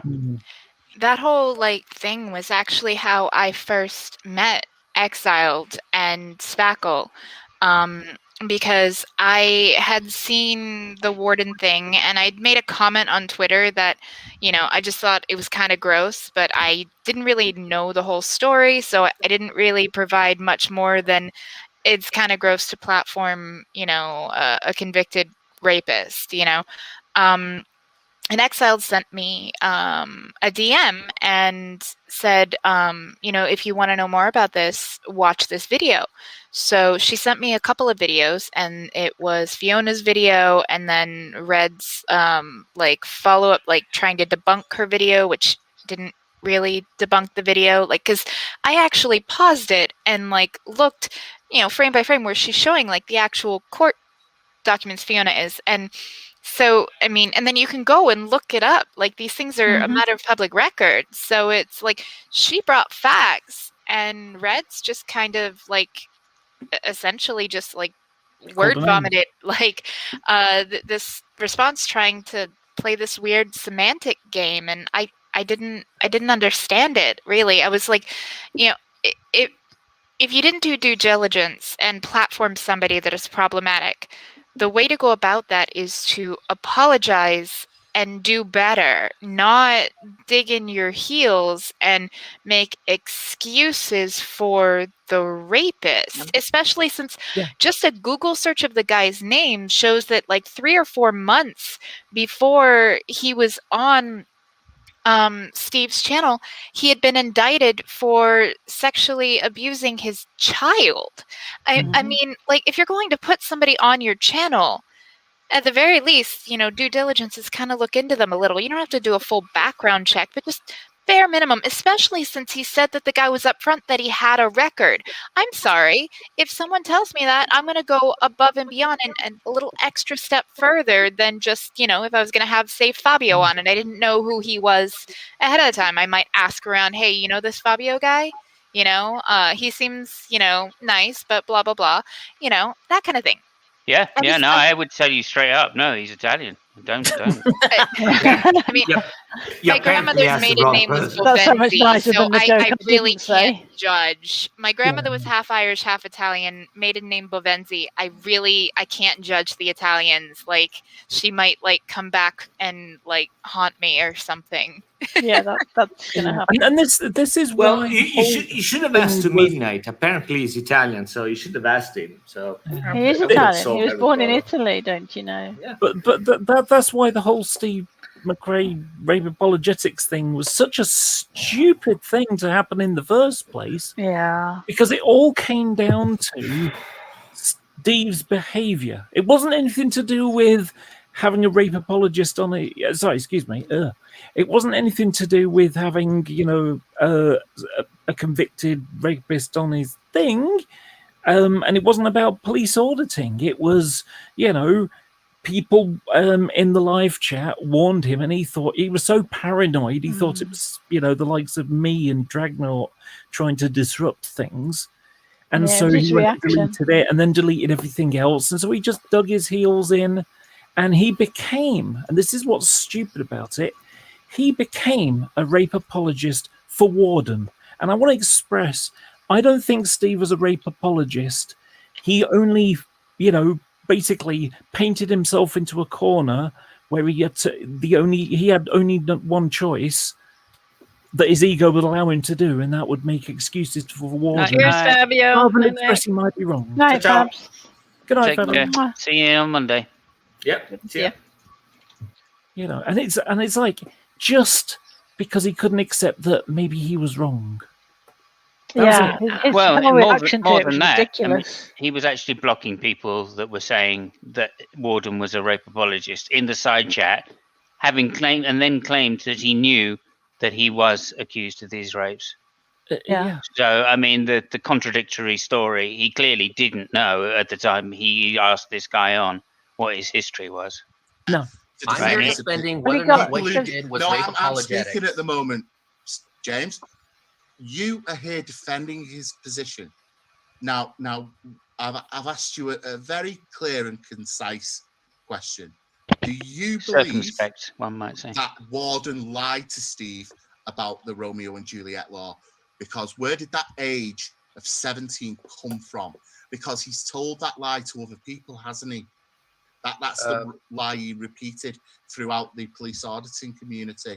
So how did it come to Steve's mouth? Or rather, its fingers. I find it funny that you're calling it a lie when Steve has continuously corrected himself. Jesus.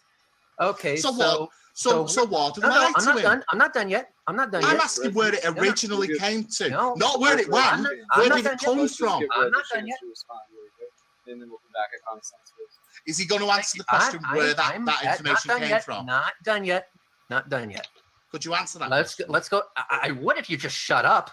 Go for it. Go for it. Where did the information come from? All right, how about just this? a little reminder. Can you just mute him? Can you just mute him? Because I hate being That's what interrupted. he's answering. Where did that information Science come first. Forgive me. I don't want to mute you. Please, we'll let him. It would actually be detrimental to a certain case. I don't know. I'm not Steve McRae. People should ask Steve McRae instead. Why of doing didn't you what show he up? said people are doing and assume Pause. what Steve McRae is trying to say. It's like people should ask Steve McRae, but he's got everybody blocked. And people only have that, Steve he says McRae. Exactly. This is exactly Oh, the yes. bullshit that happened with True Empiricism saying bring it evolutionists, and every evolutionist who could bring it, and he knew he could bring it, was blocked, so they couldn't bring it. At which point he said, "See, no one came in to bring it. Therefore, I'm right." Yeah, but he got his little man Red here to debate this topic instead of just explaining himself, right? To leap in front of the bullets and take them for Steve. I mean, I tell you what, Gnar's got it right. It's a simp. What he actually means or what the intent was behind. By the way, Red talks like this and his inflections like this so that he can intimidate you and push you off guard. It's part of the art of war. It's part of debate style that is meant to be aggressive and to make you uncomfortable. So part of it also means if I'm really upset and I'm condescending to you and I'm yelling at you, righteous anger is now happening and you sound like I'm right because I'm so convicted and angry and worked up that you might feel it and it might actually move something emotionally in you. You see what I'm saying? Doing that against a Scouser doesn't always work. Yeah, for sure. His actions. It's a That's style. my Reds, position. but Reds, you've been throwing challenges Did you all say over the life is internet, actions? telling That is people to come and fucking debate me. What was it? 9 bitch mates, was it? You said on the stream the other night? More like come 12, and debate me. I'll support Steve's argument. And now I'm asking you a very pointed question, and you're refusing to answer it because you don't know where that information came from. Now, I suspect, and I can't prove, just like Steve can't prove Warden's innocence, I can't prove that he got that from Warden. But it seems very convenient that it's the same story that Warden's informed the police auditing community about. Yeah, it's also very funny. But let me just correct that straw man you made of my It's very position. funny, yeah. The bitch maids in question aren't bitch maids because they refused to debate me because I was going to defend Steve McRae's position. The bitch maids in question were bitch made because they refused to debate me on whether or not Steve McRae engaged in rape apologetics. I don't know what Steve Wouldn't that make McRae's Steve thinking. a bitch made I if am he not won't in argue his for head. himself? As much. I mean, only if you're consistent. I mean, this is just Red admitting Good that, admitting he's losing. He's just lost the debate. Right there is just Red You saying, know what's actually quite "I'm not. funny? I can't tell you what Steve's thinking, so I can't tell you whether he was apologizing for rape or not." Yeah. What's funny about the whole Unbelievable. the bitch made thing was funny because Reds was trying to entice me on to talk to him about Steve thing, and I said, why would I go on your channel to talk about Steve when I've got a problem with Steve? Why would I talk to you about what Steve thinks? You know, it's like talking, you know, it's like trying to go in and have an argument with the monkey, with the organ grinder, so I'm speaking to the monkey. Yeah. Why would I talk to the monkey when I got a problem with the organ grinder, was what I said, actually. Yes, I get that. Like trying to fucking. Theo asks if are you using the normative definition of bitch made? Oh, well, yeah. Bloody point. troll. Don't I listen to think- Theo, he's just a troll. He's engaging in mental warfare again. Yeah. You know. I mean, like from the brass tacks thing, that's when I first realized Reds was such a fucking disingenuous bastard. So the brass tacks thing, he was like, "Oh yeah, you know, I get your point. I'm going to talk to Steve," and then he just flipped on you, right? Yeah, and he absolutely promised me. He tried to get everybody in that hangout not to go on to TST and slag Steve off until he'd had a chance to speak to Steve, because he had already spoken to Steve, and he was going to put all of these points to Steve in a way which Steve would accept them, listen to them, and respond. And of course, that was a complete fucking lie. He was just trying to stop people going on TST that week. And God hates us having all. their say. Go ahead, sorry. I was just going to say, God hates us all. Kitty is making the world a better place. Thank you for everything you've done, girl. So if you don't know, Kitty's been making masks and stuff during the pandemic. I have a few of them and many others in the community, and we appreciate it because who knows? Maybe we helped stop the spread of COVID or prevented us getting sick also, so we appreciate you. Thank you. Yeah, I'm a little burnt out on masks, you know, so I'm doing something a little different. Once I finish top stitching this, I'll show you. It's the bib portion to an apron I'm making for my son. You're going to like it, Deeds, a lot. All right, cool. The question is, how much money did you get from Bill Gates to sew in the low jack? Yeah. None. And like not even like fucking Windows for life. Like you'd think, you know, bitchin' PC and free upgrades for life, like that's nothing. But like, fuck. Bill Gates is a cheapskate. Honestly, I do have issues. Like he has done a lot for getting vaccines to, you know, poor and developing countries. But what he did with the COVID pandemic, I think is absolutely inexcusable. And that is this. He has fought against releasing the patent protections on the vaccines. And Oxford was working on a vaccine that they were going to make open source. So anyone with the facilities to make it could. Bill Gates swooped in there with millions in grants and said, nay, sell it to AstraZeneca, so that there would not be a generic out there that anybody could make if they had the facilities. The shit show in India right now could have been prevented because they have the facilities to produce the vaccine. if the Oxford AstraZeneca one was open source the way it was originally going to be, but Bill Gates literally fucked that over, and he has stock in AstraZeneca, so it personally enriched him as well. Oh, Dee says, night. Thank you for coming in, Dee. You're always delight, always in the stream. So. Thanks, and then Benghazi has a question, because I have it in the description of open topic possibilities. Are crepes better, pancakes, or waffles? I'm kind of team waffle myself, but it has to be a certain kind of waffle. So there's a man that is European. Actually, he's from Eastern Europe, and he owns a shop near me, and he spent a lot of time in France. And he imports his ingredients from Europe and makes the most kick-ass breakfast ever. And his waffles are the best waffles I've ever had in my life. So, like, if it was his waffles, I'd say yeah. Otherwise, I'm going with crepes. I think Benghazi, you should ask Hillary Clinton that question. I think obviously I'm British, so I would never go with anything French if there was an option alternative. I think we should ignore that and go with what you really need to do with a waffle maker, and that is make waffle hamburgers. Do you know that sounds fucking great? Yeah, because you can get them real crispy too, and they get little cups for cheese. It's awesome. Yeah, no. In Canada, I used to have waffles every morning for breakfast with maple syrup. Because they're really thin, you could stack them up too. They just lock into each other. Oh, fantastic! And when you put ketchup on them, it would go in the little bits, wouldn't it? Yeah, it holds everything. Incredible. That is Kitty was incredible. going to scream. Nope, I'm done. I think I'm hurting Kitty. That being said, I think I'm going to wind out for the night. We've been going for some time, and I got to walk the dogs again. Number 5 walk for Sally. Yeah, she walks that much. I think I'll get dinner on the stove so I can be a nice 1950s wife and take care of my husband, and maybe I'll freshen up. Just kidding.